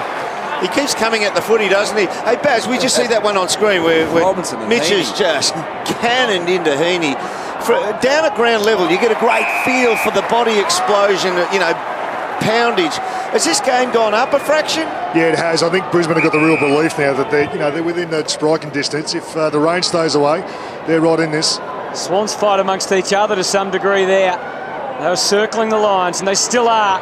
Tom Bell, the big bodies of the Brisbane Lions. Some of those players that just desperate for everything, like Tommy Bell and Mitch Robinson, really having an effect in this third term. Subtlety ain't Tommy's long suit. And that was a tough kick, but it's one of the things just pulls him back. Tough kick. Well, yeah, what's wrong with centering it? Yeah, it didn't come off the slipper, right? But that's the thing that just holds him back. His finishing skills by foot. You see Mitch Robinson have a well-deserved spell on the pine. Kick 4 goals to 3. It's going close. And it's fended back over the line there to bounce. What are the conditions like down there, Barry, at the moment? It looks like the rain has gone for the moment. Here we go, Robinson and Heaney. He's got airborne. He was airborne when he made contact. That's awesome. Good contest from both players. Rockcliffe with a nifty little handball, but it's going to go straight back over the line. Yeah, the rain has stopped, Hutto, which is great news. It cleared up quite a bit, but it started to drizzle a little bit again, so it's wet the ground a little bit. So it might be a little bit slippery, but in the last quarter, if that clears up, we're in for a pretty competitive last term. Certainly appears that way at the moment. Sydney lead is a slender 7 points. Jack through to Kennedy. He rushed the kick, and I think that's a result of the pressure Brisbane have been applying. He probably had more time than he realised. Well, we look at the other end. Sydney have got their extra. They're a +1 in defence. The Lions are keeping their +1 at the footy. At very best, he peels away 5-10 metres from the pack, and then he'll pick up the low hack kick forward. Now, if this keeps forcing forward, he'll get to Buick, and he's the extra. So Ron Buick is the man you're talking about, Term? Yeah, he's 10 metres off the back of the pack. Yep. And he'll aim to pick up a little bit of running player coming through, so, whoever they might be. So it is one-on-one for Buddy. Now it is, yep. And the ball's going to land. He's got Merritt, although Andrews left his man to go and help out. Papley went through with the first and the second, and the third tap just takes Hewitt right into the pocket. No, Buddy, can't do it from there. And he's kicked it really in Key's advantage. Went through his mind. And now going to be tracked down out there by Mills, confronted by Rich. The handball not perfect. Latham knew the contact was coming. Got it back to Mills. Certainly no clear passage though, and it's coming out through Bell. High ball back to the middle. Big intersection in the middle as they come charging from either side. Rampy, the spillage was there for Zorko. It's a free kick If they run hard, Brisbane, they'll outnumber them going past. He's got to look sideways, has to look sideways. Rich is there. Relatively even numbers ahead. The kick comes in now from Bell. It's going to go right towards the square. And mark taken by Grundy. Bell, 8 disposals in this quarter alone. It's coming back from Jones to the wing. Martin imposing himself in the air. A little bit drier in the last few minutes, and they stick now. Hang on, he'll go. This is close. Off the left boot.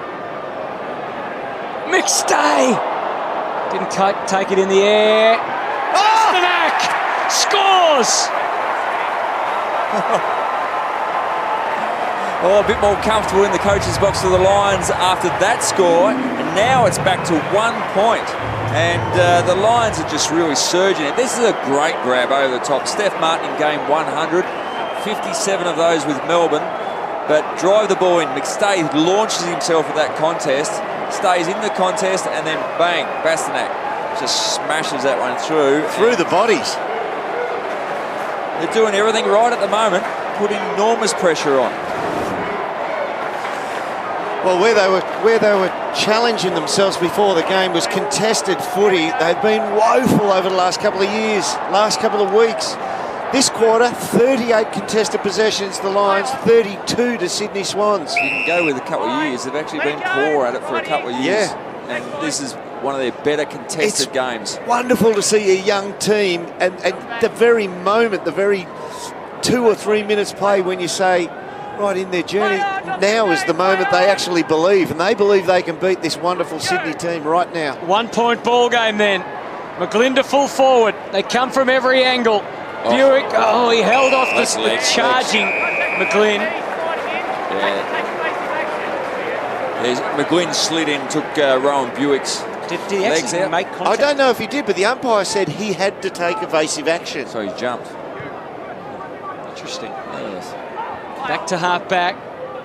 Gee, if jumping out of the way gets you a free kick every time, you should have played league footy, Hutto. Oh, thank you, too. That's just a little drive-by from nowhere, actually. Have a look at the disposals for this quarter. Zorko, Bell, Grundy, a backman. He's seen a lot of the ball down back, Rockcliffe and Rich. So important players for the Lions getting their hand on the ball. Christensen slaps it away. Straight to Kennedy, though. Parker got his feathers ruffled. Hanbury to Mitchell. And they're inside at least 50 now, the Swans. No one was quite sure where that one was going to bounce. Beams taking no chances. It's there for Kennedy. A steady hand. Hanbury couldn't do a lot with it. McVeigh had teammates all around, but had defenders as well and opposition players to contend with. And Beams has broken even, and it's a ball up as the sun comes out the Gabba. Here he is again. What a tackle. Mitch put the crosshairs on Luke Parker and hit him. Parker, the tap, had no one really moving. Great tackle again. Mitchell and Christensen. Well, he's got the most contested possessions on the ground, 15 at this stage from Mitch Robinson. He's a beauty, He doesn't get a lot of outside ball, Mitch. It's a badge of honour to come off with a couple some of blokes it stitches is, in the isn't head. it? Oh, that's right. Look at him. He's working extremely hard. It reminds me of that saying, nothing soft comes out of the Bronx. And as you can see, the sun's come out, so in for a big last quarter here. It'll dry up nicely. Hanbury. Kieran Jack. This is good team tackling, good pressure by both sides. Zorko with a little torpedo back to the wing. Swans in the best position. It gets out the back though, and that's where Brisbane had some numbers. Rich to Walker. Can't hoik it. Yeah, had to really think his way through. Rich is getting closer. He's tried to shape the kick for Leicester. The counter came from Rampy. Up for grabs, Beams hits it hard. McVeigh likewise came through. Nothing left behind. Great commitment from both sides. We're down to the last 2 minutes. Rich just didn't have those extra 5 metres to run to get onto his left foot. Yeah, because he does take the big wide arc when he goes for the distance kick. Aliir back in the goal square defending for the Swans. Doesn't get that far. It might after the smother. McGlynn, there's danger associated with that kick because here it comes from Martin. Didn't get everything. McStay flew as he has all day. Rampy held at bay. Fumble, not helpful from Jones. They put them all under pressure with a handball, but they get out. Mitchell still rushed. Buddy will take a look ahead. The cupboard bare. There's nothing for him. He'll just kick it. He'll kick it 65. It's all about the bounce. It's all about the wrong bounce for Buddy. Didn't really consider any other options. No, it was reminiscent of that huge outside 50 bomb he kicked against Port Adelaide last year. Yeah, he just, little things like that live in your memory and your capabilities. He would have thought, I'm made to kick this one. No one really going with Parker. Mays at the very last moment made a difference. Buick, the boundary, will be the safe haven at the moment. And we're down to a minute 13. We spoke about goals in red time from Brisbane's point of view and how it was an issue in the first quarter. They can't leak any goals here in the next minute and 13. Sydney leads by 2. Been in front since midway through the opening term. Good fight. Still a minute remaining. And plenty of tension around the Gabba. It has made an enormous difference, the move getting Tom Bell in around into that. the middle, See Piers Hanley there. He's the one who's dropped off. So he's not going to be so much as a third man up. He'll be a run out of defence. Bell again. Walker lifted himself in the moment just to get the ball towards his teammate and give them an opportunity to send it forward. It didn't eventuate, but well played by Josh Walker. McStay and Alea break even. And we have another ball up on that wing. 11-5 plays 10-9 at the Gabba. Martin. He looked dangerous again. Kennedy comes back hard the other way and then puts the big tackle on. So since quarter time, we've got the Brisbane Lions have won 26 clearances to Sydney's 19, and they are one ahead on contested possession. So they've matched them everywhere since quarter time. And on the scoreboard, 7-6 to 4-4. Yeah, +3 on the goals tally. Alea pushing the line, but he's done well. And now they can come out of defence. Robinson, not what he needed, just escapes. Advantage taken by Kieran Jack, had the adrenaline, the momentum. The kick in from Parker. McVeigh, does he pop it over the top to Buddy? He does. Siren looming, so I can't pass. Yeah, that's right. He doesn't know, but he'll be glad the siren goes. It'll settle him. And so will his team. Luke Parker, fantastic worker, was involved on 3 occasions through that chain, and it's going to end up in a score. So just repeat efforts. That was the last one to finish off his good work with a nice hit inside 50. He's kicked 5 goals, 2 to 3-2 for the quarter. Buddy Franklin with 4 goals, 3 to his name, and that is a crucial goal for the Sydney Swans to take the margin back to 8 at the final break. But it's all set for a thrilling last quarter. We've seen some beauties at the Gabba over the year, and when the crowd get going and the locals get excited, when they believe they're a chance, you never know what might happen in the last quarter. We're set to go after the break.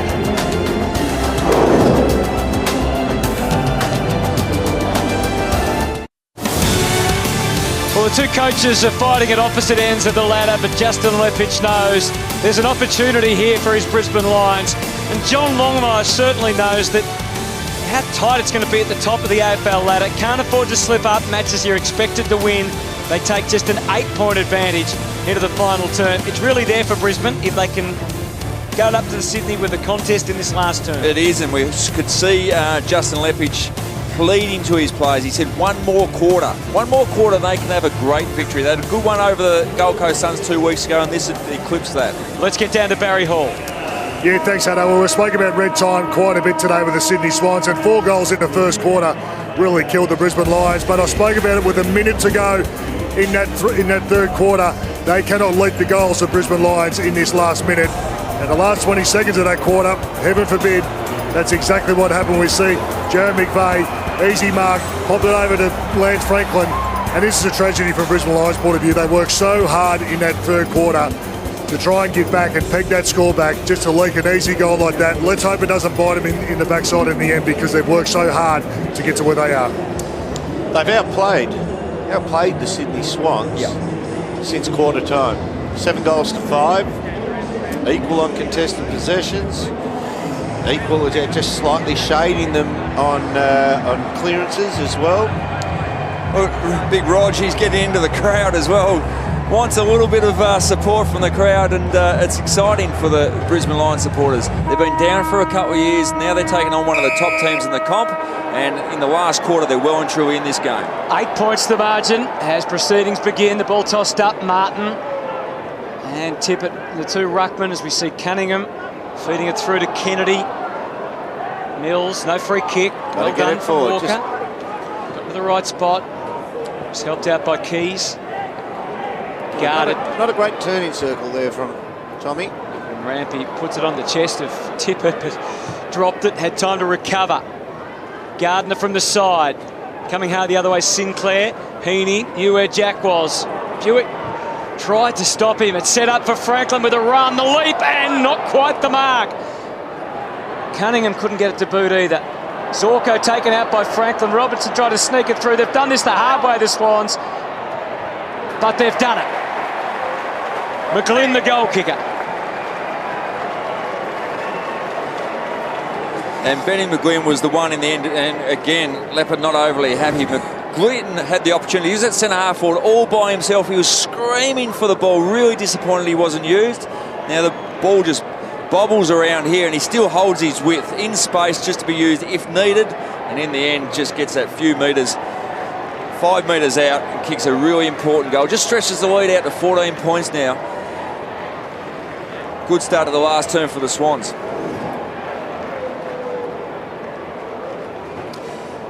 Justin Leppard will be really disappointed that that ball didn't go forward to at least a 50-50. Games like this, when the ground is that wet, that slippery and slidey, it's a game of meterage. You've just got to get the ball inside your forward territory. Zorko is a dangerous player, there's no doubt. It's inside with Leicester. Scooped it up, was able to run the arc and then angle the right foot kick in Walker's direction. Aaliyah was coming for him, did well to disturb him. Keys was there. Look at those Swans jumpers all around the footy. Grundy's had to hack it, and that's a dangerous place to put it. Rockcliffe could settle. That doesn't get the result of kick on line. It's a tired kick from Tommy Rockcliffe. Kick went 30 metres. Yeah, really tired kick. He looks like he's labouring, which is unusual. He's got a shot at it, Buick. Takes the mark. Canterbury's saying, what was that kick to me? Which side are you on? Whose advantage did you want to put it to? Buick back to full forward again.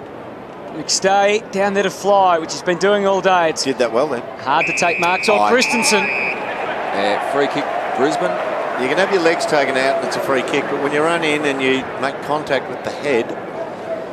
Now, Alan Christensen, he's one of the players in the competition that gets a lot of head-high contacts. A lot of it is brought on due to his dropping his head, but not on this occasion. Watch him here.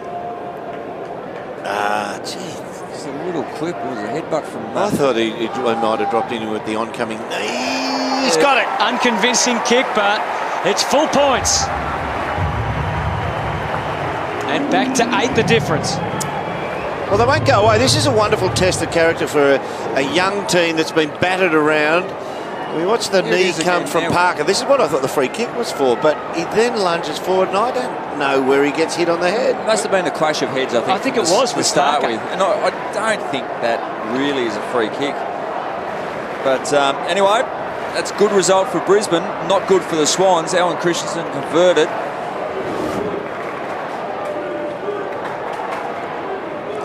$18 scoring shots to 20. And Sydney hold an 8-point lead. Second goal for Christensen. Back in the middle with Martin leading the way. Oh, Kennedy was able to clean up Robinson a little bit back at you. He saw too, Mitch. Hanbury gets them inside. Sinclair not quite. Hewitt had kicked 3 goals in the first quarter.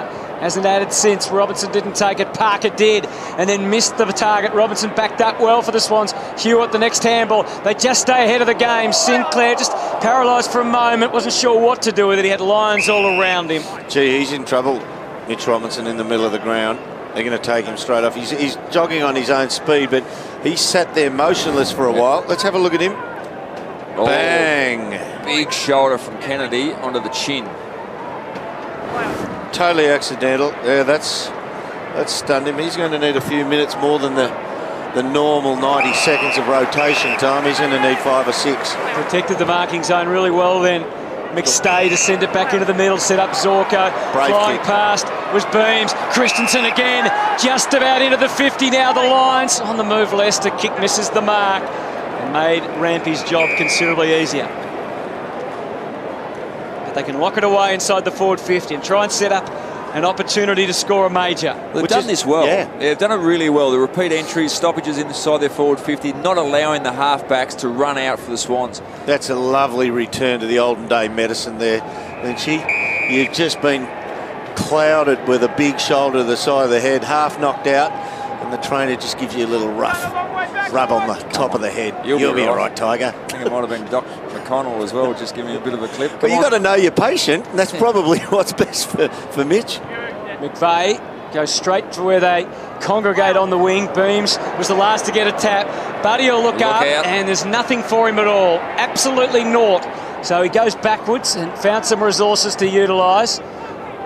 And that's a well-controlled kick up to Sinclair. They got an extra in the forward line because that man on the mark had to come forward. And he's by himself. Yeah, in the end, I think it might have been +2 they had down there. Good, hard running. But it's not an easy shot, so it hasn't gone down even with the extra numbers and made an absolute simple shot. Yep. Still going to really test Isaac Heaney. 4 goals a couple of weeks ago. This kid he's a beautiful kick of the ball. Just kicked the one last week, as Doom said. Talented player, sublime skills when he's up and running. And it's going to hold its line. Shaped back beautifully for a goal. They're doing enough just at the moment. Beautiful finish. Now, Isaac Heaney, similar sort of say to the discussion around Daniel Rich, now at different stages of their career, no doubt. Isaac Heaney doesn't have to play midfield minutes because they've got midfielders in there. Yeah. They're allowing him time to develop his game inside 50. And Leper, I think, is just trying to work out where are all our defenders. No, you know what happened? The error there was there was a big pack on the wing. Remember Franklin got out the back? Yep. There are about 4 Brisbane to 1 Sydney go for that ball in the air. Timely first goal for Isaac Heaney. I don't think Isaac Heaney will be too disturbed with what Darcy Gardner's saying to him at the moment. What you do in that situation, you just squirt the water bottle in his face. Margin 14, Kieran Jack sliding and got the ball for Kennedy. Heaney again, Gardner stayed with him. Well played Harwood, allows Buick to kick out to the open spaces. Gardner had to wait for the bounce and then gets it to Christensen. They advance some more, little dab pass. Aimed up at Leicester, who knew where Lewis Taylor was. Christensen's got his little shimmy back. That little chicane that he runs when he's got the ball and throws off the opposition. Speaking of what he's got back, he's got that roll of the arm onto the shoulder for the high contact. That was a classic Alvin Christensen, almost Geelong free kick high contact. Barry Hall, Mitch Robinson still out of action. I think he'll be on the ground very soon. He's having a long chat to the doctors, but he's walking the boundary line, so he looks okay. Walker flew. Mark, as you saw, out of a scrimmage. Hanbury just hacks it. Territory gain for the Swans. Perfect kick, really, on the way out. Now they can reset. Sinclair trudging back to the forward line. Buddy is the only player closer to goal. You can see right at the top of your screen with Merritt. One-on-one. If Sydney can make the clean getaway here, you never know. But if it goes Brisbane's way, much more heavily populated forward 50. Tippett screws it back to the wing. This is where the real numbers are. Sinclair flew. Oh, quick hands. From Bastanak to Hanley. Leicester couldn't get past Rampy, and Rampy went again. And now the handball can set them up through the middle. In motion, Hanbury. They are everywhere. Papley's going to wait for this at the top of the arc. And then can he work it over? Oh, the kick went in between.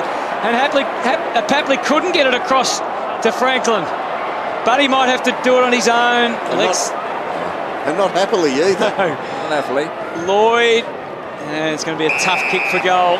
McGuinn staying in the contest again. Buddy Franklin went down grabbing the leg, just trying to milk the free kick for Merritt, taking out the legs, but he's bounced up okay. So Ben McGlynn. He's decided for the left footer around the body. He's set up to go. Let's see the execution. Looks pretty good. It was tight. Just the wrong side of the goalpost. And the lead now is 15. Here it is. Merritt goes down. and just hits the base of the leg, left leg.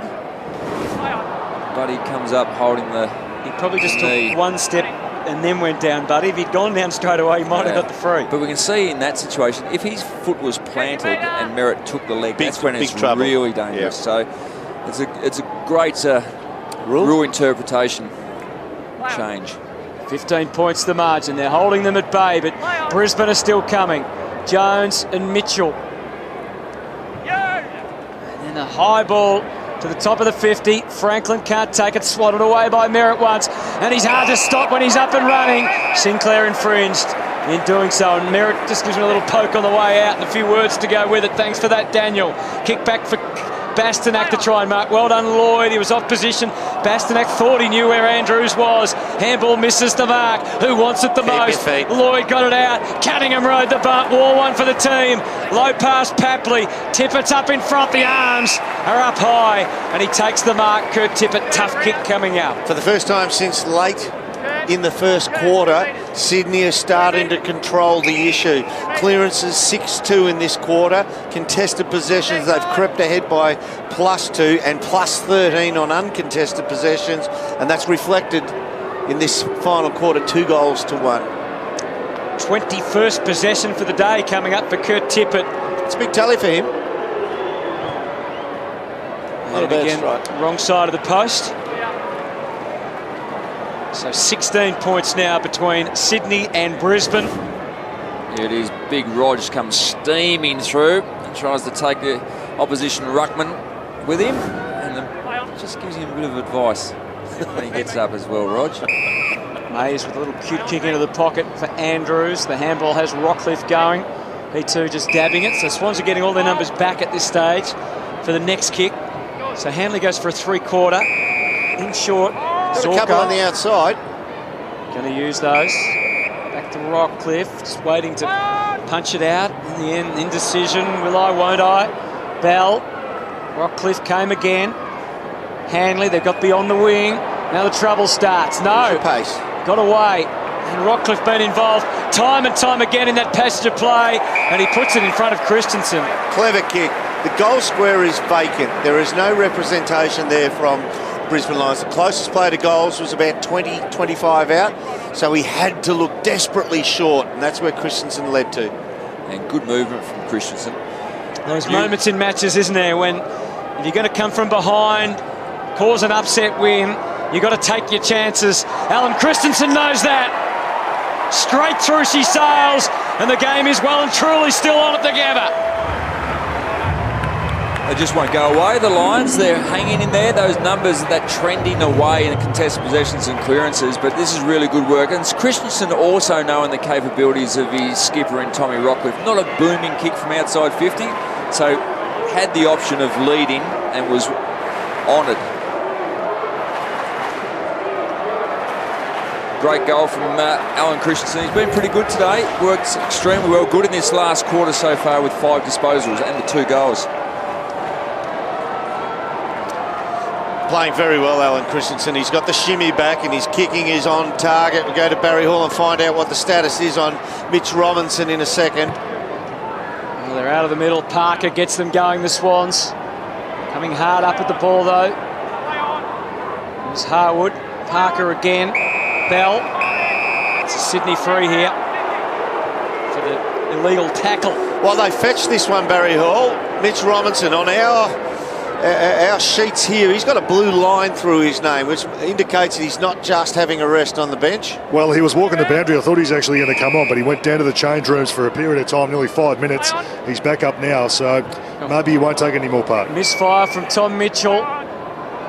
Just hanging there forever. Hits the ground with Zorko. Happily tried to adapt the kick.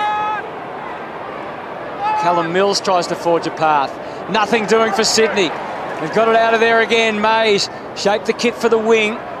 Rampy, Lester kept at it and kept at it and is rewarded. What a game Ryan Lester's playing. Good pressure, good tackle, good hustle. One of the Brisbane players coming off the bench just to pat him on the backside and say, come on, keep going. That's great work. I think they've lifted the level in that intensity and contested ball number as well. And Mitch Robinson's back on the ground. No free kick. Hang on, we put the Scud missile into this contest now. He'll come from right-hand side of screen. Zorko and McVeigh. So do the Swans keep attacking? It's a dump kick out. There's no fluency from Sydney coming out of their defensive half. Just a good result for it. Is it over? I don't know how that stayed in. Now it is. No, it's not. Still not. Kennedy, Parker had to rush the handball. Dawson tries to close out Robinson. Come again, Parker. But the cut and thrust goes the other way. Here's Mitch Robinson. The crowd roar as he kicks it along the wing. He's back and means business. Rampy flying. He's given away the free. Just a little over eager. He's paid the... No, he's paid the hands on the back first. Yeah. Smitty's the umpire on the spot. Justin Smith. Walker kicks to half forward. Now, it's a directionless kick. Really well read. Just watch the ball in flight there. Weather in the storm here. Yep. Mitchell at centre half back. 2 goals each in this final term. Swans led by 8 at 3/4. Now they lead by 10. Grundy. Stagnant ahead at the moment, so that's the only thing on offer. Short to Hewitt.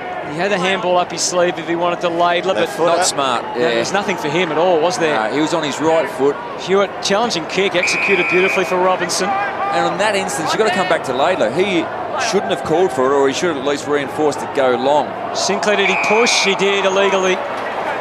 Free kick to Merritt. He went down a little easy though, Big Rog, didn't he? That's the thing, yeah. I think Sinclair would think Big Roger's big enough to stand up. Not a lot wrong with that, is there? I don't think there actually is a lot. It might have been a bit early. Early? Well, the rule is within 5 metres, and you know it's impossible to lay a bit of contact. The ball's travelling at about 30 metres per second as it comes forward. Robinson for Hanbury, never really had it. Well done though, Bastanak, it opens up. Christensen just the required distance. Rich had to get under the left. Again, a low skimming ball. Hits the target. They're alive, and Richie. they're coming very hard now. Oh, they are well and truly alive. This could be an incredible win. There's 2 teams out there, and one is feeling a lot better than the other, and it's the Brisbane Lions that are up and about. Last 5 minutes, started to get control of their clearances and contested ball, and we know if they can match the opposition in that aspect of the game, their outside run will hurt you, and certainly on that occasion, Christensen was involved again, and Rich had enough time and space to get back onto that left and slot it through. I reckon Justin Lepich at 3/4 time said, boys, don't look long to dump and blast kick into the forward line. Look short. They've gone short inside 50 to the small, short lead-up several times already. They did again on that occasion, and Christensen dishes off to the drive by Rich. Hard labour again for the Swans out of the middle. They get it to Franklin. Dawson on the job for the Lions. Andrews, this young defence being tested thoroughly right now. They're standing firm right now as the Swans circling. Cunningham, and they're forced in the back. Fell on him, fell on the back of his neck. Just uncomfortable clumsy for John Longmire. The horse has to just sit back, and apart from a few minor positional changes, he just has to trust that his older, and they've got some youngsters out there as well, but his older, more professional team will make the right moves at the right time and come to the fore. Sometimes you just got to let your players play. Bastanak, now Walker at ground level. Handball was smart enough out the back for Lloyd, and now Grundy back to half forward. Hewitt flew, ground level. Parker's over the ball. They've got numbers here. Squirts out for Brisbane. Martin, now Robinson. Little shimmy and a shake. Zorko didn't go for Christensen, kept it long for Lewis Taylor. And a spoil. The fist was big, but it's bowled everyone over. Oh, hard stuff from Zorko. Beams goes to ground. Taylor comes in. It's tough to get clean possession. It's even harder to find your teammate. So the pressure really telling now. It's on the Swans, fair and square. Zach Jones. They keep it in. Louis Taylor goes to ground. There's appeals everywhere. It's like the middle of cricket season. But the umpire unmoved. And we'll have a throw in here at the Gabba. How good was the one-on-one defence of the Sydney Swans? So the spoiling from behind. Just super. Really brilliant. Yeah, stopped the goal. Parker's kick went nowhere. Rockcliffe, their leader's digging deep. Hanley fires, blazes and gets one, and one could be important as we get down to the wire. Down to 3. Yes, Brisbane.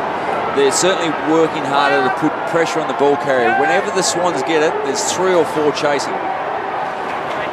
And Brisbane, more than a match at the moment at the important contest. Laidler lofts that one almost into the crowd.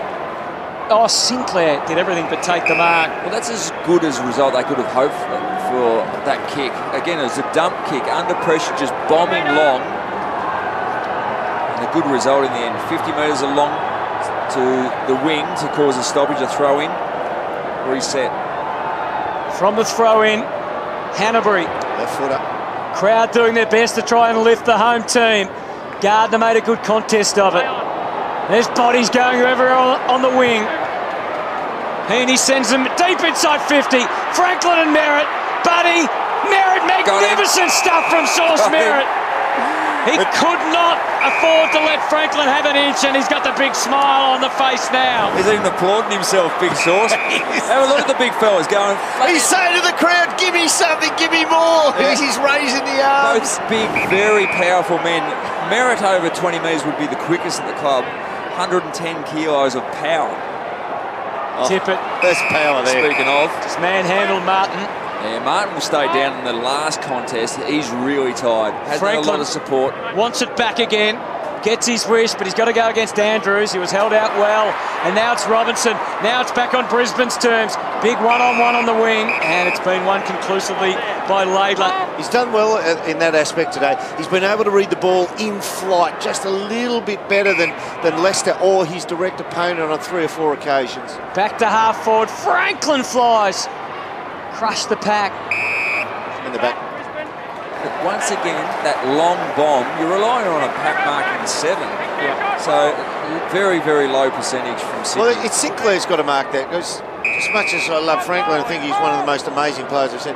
He doesn't take overhead pack marks. That's right. So, but they're continually going long to that pack situation. Brisbane's leaders have been terrific in this game, but they've got to offer some more. He's run away from Kennedy there. Hanley streaming forward, giving the forwards a chance. They're outnumbered there. McStay did well, kept it. Great balance. And now young Dawson leaves the path clear for Beams. Has to work back onto the right boot. Shapes the kick to full forward. Walker coming at it. Aliir, Louis Taylor, who was made for him as it hits the ground, but well done Kennedy. And now Jones comes out, exhibiting the ball. Gave it back. Sinclair's out right through the middle. Out wide, he missed Sinclair and instead went for Franklin. But he'll take it on his terms. Get it down towards Sinclair. He has to wait. Back to the goal. Launches forward. Had no energy left. Went to ground. Brisbane fans can't believe it. He's hurt himself. Knee just in that last exchange. Yeah. Just off the ball. He's gone down holding his knee, Callum Sinclair. Oh, it's given way. That could be serious. Oh, no, he's in real trouble. He got bumped by, it might have been Gardner back there. Oh, that's horrible. Fingers crossed, follow the ball. I'll watch that one. Oh, beautiful mark by Zorko. 3.5 minutes remaining. Still there for Brisbane. The ball is chipped up into the 50. Tommy Bell meets McVeigh. Brushes him off, just dismissed him. Tries to keep it going. Now Grundy, joined back by McVeigh again. Hanley. Can he pull off some sort of trick in the pocket? Stretchers on the stretcher on the ground. Oh. Shouldn't they wait till it goes over instead of calling a stop on play? Now the thing is, they're just saying they must use the stretcher now because they call for the stretcher. It's the second stumble. It's the second stumble. I'm not sure that is a tactic because that's 20 minutes. Yeah, but a tactic to stop the play, maybe. I don't know. We'll stop the play, but he's out of the game. He's walking off the ground. That doesn't totally discount. Tune in on the umpies here. They'll explain it. He's got to stay off. It meant they weren't going to be one down in a vital minute, so I think that's why they've made the call. But that is a 20-minute. It is, so he can't play. He's done for the day, basically. Yeah. What it means is they've now got even numbers out on the ground. The crowd may be sensing an injustice, certainly the Brisbane players protesting. The ball in their forward pocket. Tippett just hacks it out of there as far as he can, and it falls under the chest of Buddy and then falls off again. Papley, seniority clause invoked. Franklin's kick, though, didn't go anywhere. But held on to Papley. So it means Tippett has to ruck for the continuation of this match. He's got to ruck the last 3 minutes, cannot change off the ball. Buddy not going forward, staying on the wing, looking for the handball. So he doesn't really have a target down the line. You can see that. Merritt stayed at home, and he fisted over the line. I mean, the onus is on Brisbane to score a goal. Yeah. But still. Tired players. Tactically, probably a really good move to stop the game, as you said, Hutto, with that stretcher call. Stephen Martin, ruck against Tippett. Every contest from here, so vital. Mills takes it over the line. My feeling is the way the game's being played. If this goes Brisbane's way, they've been very good on the set stoppages and holding the ball in. They'll get their shot. They'll get a look at a goal here if this is won by Brisbane and goes forward. Christensen on the turf of the Gabba trying to squeeze it out. Ends up going to Mitchell. He's holding. Yeah, holding in the marking contest. There's no one inside 50, so he's... Well, now there is. Parker's run forward. He's bolted forward, and he's got the chance to mark, and he's so very good at that. That's a first-class grab. Darcy Gardner was there. He bolted when the free kick was given. He took off forward. You rightly called. There was no options forward until Parker just burst into that forward 50, top of the goal square, and a really good one-grab mark. I know we have our stat sheets that says disposals, kicks, handballs, marks, contested possessions and the likes. There's no column that says willpower, but if there is, in clutch moments, this bloke's willingness to will himself to the ball and to succeed is extraordinary. And the precious seconds ticked away and becomes tougher now.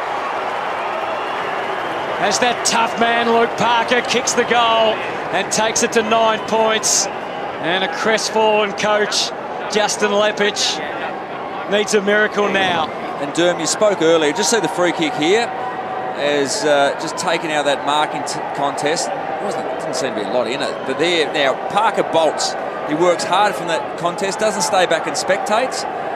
And Merritt had pushed up the ground, just allowed that space in behind. That's a really good mark. You spoke before, Johnny Longmire can't coach. There's nothing to do in these last few minutes. It's about your experienced players. One of them being Parker, Kennedy, let him play. Jack. They're the ones that got to coach out on the ground. So he ran the hardest after he's probably gone 15k already. That's right. He used every second to get the oxygen into his lungs when he took the mark. Been a good contest to Ruckman. Tipper's probably got the better of Stephen Martin. He gives the kick plenty. Franklin, has he got one last grab at him? Merritt had one last fist. It's going to come away. Tommy Rockcliffe's been fantastic as this game's gone on. No interest from the Swans in keeping it alive. It's over the line with a minute to go. And it looks as if they're going to fall short here. The Brisbane Lions, they just let Sydney get away late in that opening term. And in the end, even though they got back to within a point, it's proved very, very costly because there'd been more than a match for most of the game. Oh, he knocked himself out again, Mitch. The way he tried to smother that, and the only way he could get to it was with an open left hand. That's how you dislocate fingers. That's how you get broken bones in your hands. But he still went for it. There's 53 seconds left. He's put his body on the line, his safety. Martin down for Loy. The bulldoze is running at it. Bell was coming through. And just gives one. Throws a little left hand. Jake Lloyd. He's a big man, Tom Bell. The umpire. I better have a look at the video later on. By Harris. Looking for the aggressive tap. Zorko. Here is Stephen Martin, game 100. Hasn't quite turned out as he would have dreamed, but they've really put in a good contest, and Walker takes the mark. So there's still time. Quick, get back and kick the goal. Just go back, don't stand over it, just get back there. Well done. Good boy. Run in, kick the goal. 15. It's going to be under 10 by the time the ball, hopefully from Brisbane's point of view, sails through, which it does. Stop the clock. 5 seconds, 4, 3. That's when the umpire signals. And he took a while to signal, so 2 seconds. They need a free kick and a 50 out of the middle. Yeah, I don't think any Swans players will be going near their Lions opponents to give away a free kick. Justin Lepich leaves the coach's box. Well, we had a step over the line the last bounce, against the Lions. Could we get one the other way, Lynchy? Maybe Daniel Rich could kick a goal from the centre square. Surely. Well, Leppard sat down again. He's realised there is a chance. 2 seconds to go. Got an 8-man defence now, the Sydney Swans. Running a ninth back, running a 10th up to the wing. He'll come in as a defensive winger. That'll do. And that is 4 points hard earned by the Sydney Swans. A mighty challenge and great respect for Brisbane and their performance today. Justin Lepich, stomach still churning, knowing that while his team was brave, that's one that has potentially got away. The Swans, of course, the more experienced team. They've got the points, and in the end, that's all that matters. Feelings in the coach's box will be very different. Johnny Longmire's got the 4 points. He'd be fairly disappointed. They weathered the storm. There's a lot of honour in the way the Lions went about it today. They competed in an area that they've been pretty poor at for a couple of years, especially this year, ranked 18 contested possessions, but they went head-to-head with the best in the game. There's no false sincerity today when we say they were honourable in their loss. They were fantastic. They were wiped away in about 12 minutes of football at the back end of the first quarter. Since that first quarter, Brisbane won that game. Brisbane were the better team since quarter time. And in the end, Johnny Longmire decided he was going to let his players play, and his stars got him over the line at the end. Luke Parker got him over the line with a fantastic last quarter goal there to seal it. One bloke who's kicked a bag today, the big fella, Lance Franklin. He is with our own big fella, Barry Hall. Yeah, thanks, Dan. Well, it was a really competitive game of football. Geez, Brisbane just kept coming. Yeah, they played some really good football. They bet us probably in tight with the contested side of the football. That's what we pride ourselves on. And they played 4 quarters, so it was a real grind for us, and lucky to get the win, but we're happy with that. Yeah, you got the win. What was the message at 3-quarter times? The game was in the balance. You kicked one late in the third quarter, but the game was up for grabs. I can just get our hands dirty, win that contested ball and try to get it forward. We were able to do that, but then they were able to score goals too. So we'll have a look at that during the week, and we've got a little bit of improvement to do. That was your experienced players again that really bailed you out. Parker was fantastic again. Kennedy, Hanbury, guys on these, they just kept performing. Yeah, Parksy, Hannah's, it's 150th today, so it was a really good win for him. Parksy flying forward and taking that mark late was the game changer. And to kick a few yourself in the wet early wasn't too bad? Yeah, not too bad. It's always good when you kick a few goals. We'll go to enjoy, mate. Cheers, Bats. Thanks, mate. Yeah, from the 7-minute mark of the first quarter until quarter time, the Sydney Swans piled on 7 goals straight to 1 goal won. That's 7 goals out of their tally of 15. And the figures were damning then. 21 contested possessions to 36. They just obliterated them, and we thought, how far?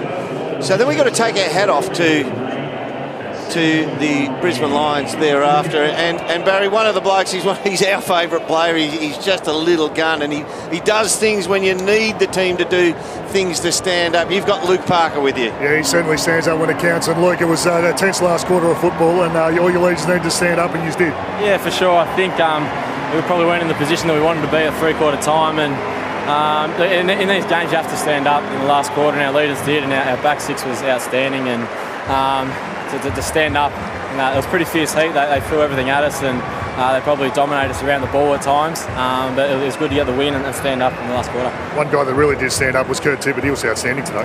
Yeah, he was. I think that's one thing he's been massively working on, is that ruck combo and going forward, and he's that beast inside and can work on ground level, and he's just such a hassle for opposition. Aliir playing his first game today. It was a fantastic story. The players would have got right behind him. Yeah, for sure. He was outstanding today. He was really composed, and I know he's super excited for the game, and we're wrapped up the first Sudanese player to play for the Swans, and hopefully he can keep going this year, and he fitted straight in, so looking forward to playing a lot more with him. Let's hope he does. Good luck. Cheers, Baz. Thank you, mate. Super player Luke Parker. Justin Lepich didn't look pleased at all. He was down in some conversations down there with some officials. I think it's to do with that stretcher. It wasn't used, but was called for. There's no doubt it'll be about the stretcher coming on with about 3 minutes remaining. So Sinclair looked like he had genuinely hurt his knee, but they wanted to stop the play, so they made a call and got the stretcher on, so that stopped it straight away. Big Baz is with a big ruckman who was outstanding, Kurt Tippett. Yeah, got Kurt Tippett with me, and Steph Martin's been in really good form in terms of rucking, but big challenge today, but you took it up to him. Yeah, I knew coming into the game it was going to be a big challenge, and you know, we really wanted to consolidate our performance on our contested ball. To their credit, they took it right up to us, and you know, we just got away with that one, so we're going to have to improve for next week. Bit of a different role for you. You're playing a lot more in the ruck. You must be enjoying it. Yeah, I am. I'm getting used to it. Yeah, you know, you're always in the play, always around it, so, you know, trying to have an influence and help give us a bit of momentum. And you and Sinclair's been a really good duo. Yeah, love working with Cal. I think we complement each other, and it seems to be working all right. And the midfield again was outstanding. All the leaders stood up when the time counted, and Buddy kicking 5 doesn't hurt. Yeah, definitely. We got challenged today big time, and the leaders stood up, and a big part up front. So, you know, we'll have to work on a few things, but I think we're rolling along all right. It's a great effort. Well done. Cheers, thank you. As we go to the break. Great scenes there with Alir and his family and friends. Got a lot of people there to it's great. To congratulate I love him. the red hat. That's so cool. His friend there over the fence.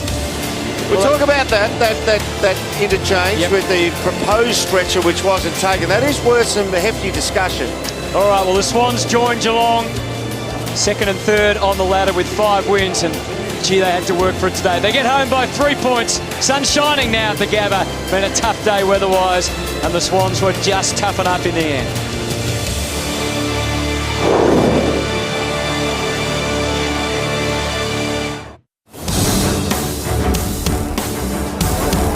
To the victors go the spoils, and for Dan Hanbury, a win was what he needed to celebrate game number 150, and he had 33 disposals, which is nothing new for the prolific midfielder from the Sydney Swans, but all their senior players, such as Hanbury, Kennedy, Parker in particular late in the game, Mitchell and Kieran Jack had to work so hard just to get them over the line. Brisbane really challenged them strongly. As we've talked about already, it was late in the first quarter where the game was won by Sydney as they were able to get a real run on and have 7 goals in wet conditions by quarter time. They were never headed after that, although they came mighty close. Yeah, a number of very good players for the Sydney Swans. 5 to Franklin, 3 apiece to Hewitt and Parker. Leading the way, as you said, Hanbury, Kennedy, Parker, likely midfielders for the Swans. Rockcliffe and Zorko, very good for the Brisbane Lions. And Mitch Robinson, he'd go close to being in the votes just for getting knocked out 4 times, I think. He was very, very good. Led the way in contested ball and clearances. So Buddy Franklin's ending up kicking 5 goals. I mean, he kicked 3 goals in the first quarter, as we said. That was a time in the game where Sydney really took the initiative and probably helped them win the game. But Merritt really fought on. It was a fascinating battle as it went on, and he had his share of little minor wins, didn't he, Merritt? Like a lot of the, Brisbane story, Franklin kicked 3 goals in the first quarter of the 5. Brisbane kicked 7 goals in that 14-minute period in the first quarter. Franklin got a couple late. And so I thought after quarter time, at the very worst, Merritt broke even. And there are times you'd say he's had a clear win against Franklin. We love watching Franco play. He's so exciting. But this another win. The ability to stay in the contest was great. And he turns around to the crowd and gives them come on, give us more. It was great. We've seen all through the pre-season, Daniel Merritt's a great character and certainly been a really important player in the early stages of this season because he's playing well, but they've got such a young group. Yes. They need his leadership and his experience and his size more than anything else. Well, when you're a young player, you like looking back to the last line of defence and seeing a gorilla, and you go, well, if somebody's going to pick on me, I'm going to defer to him. So right. You go take him on first, and it makes the young kids feel a lot better. Well, speaking of defence, Alir had his chance today. We know the story of how he's got to play AFL football is extraordinary, and it's important for Sydney because Ted Richardson and Heath Grundy won't be around forever. In fact, they're getting closer to the end as good as they're going. No Richards today, and Alir looked comfortable. He played his role. He got 6 possessions. He didn't get one in the second half, but what he did do was occupy the space. He actually made a few really good spoils, but watch this. When he got the ball, he was capable of remaining calm above the shoulders. A good tackle. He saw a couple of handballs already, or he stepped, he feigned to one side, handballed out the other. So I thought he was pretty calm in the contest.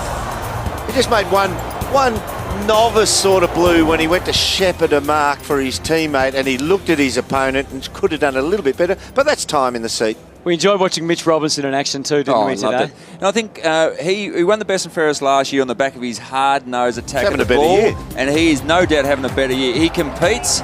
He just makes sure he stays in the contest. And I think all of his teammates admire him.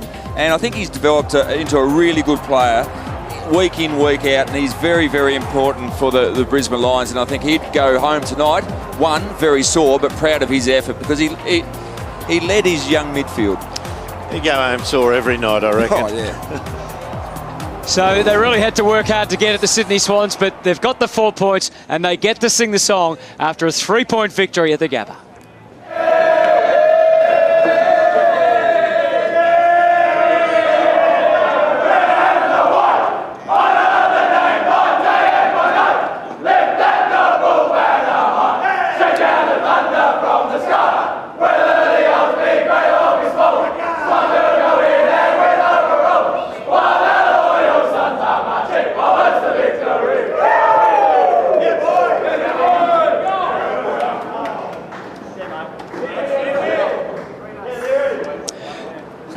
Plenty of joy there. Great stuff for fantastic. And you said about he did a couple of nice things. Sometimes you see a first gamer go out there and think, oh, he's still got a fair way to go.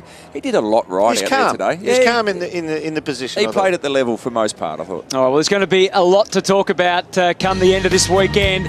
And who better to do the chatting than our team on the couch? Jared Healy, of course, this year. Jason Dunstall and Jonathan Brown are back, and joined by David King as they analyse with all the big names, all the special guests. There'll be lots to talk about, including that stretcher incident, and I'm sure they will get a mention on Monday night. Stretcher gate. I think there is no doubt that will be discussed. And my understanding of it is stopped. When a player needs a stretcher, they call for the stretcher, but the umpires then halt play on the next natural stop in the game, i.e. a mark, a free kick, out of bounds, a ball up. To me, from looking at that, they stopped it while the ball was in motion, in play, in Brisbane's forward line. Yeah, fair enough, it was near the boundary line, but to my eye, at that stage, they stopped it before there was a natural stop on play, which is worth Justin Lepich coming down and making a serious query about that. All right, well, before we hand over to our team in Perth as the footy action continues, let's head to Barry Hall and catch up with the man who celebrated game 150, Dan Hanbury.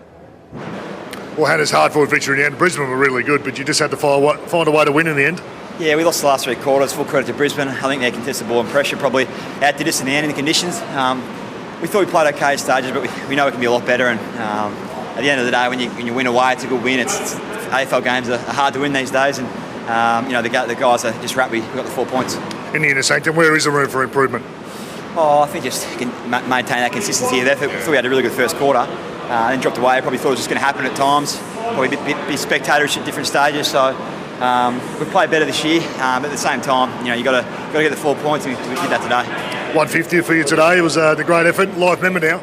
Yeah, no, it was a bit of a proud week and something that you look back on at the end of your career and be pretty proud of. And certainly, Sam, guys like yourself and other players receive milestone awards at best and fairest in the previous years. You look back and you think, geez, that'd be amazing to be a part of that. So certainly something I look back on and be very proud of. Essendon next week. Challenges keep coming. They're unpredictable. Yeah, I mean, Essendon, when you give them a sniff, they've got enough good players, and they showed that against Melbourne. So, like any week, you prepare for their opposition's best. Good luck. Thanks, Baz. He's got to 150. You'd think he'd be playing a lot more games before his career is over. He's a class player, and they've got Luke Parker, a lot of young, great midfielders. Well, you feel like the eight's taken shape over this weekend, and the West Coast Eagles now, who take on Collingwood in this next match we're about to head to, they can't afford to put a foot wrong. Collingwood have got something going, so we look forward to the action. Thanks for being with us. We had a great contest this afternoon. I hope you enjoyed it at home. Let's head west, as we said, in our commentary team to take you through the rest of the round is headed by Dwayne Russell. Thanks, Hutto. Absolute pleasure.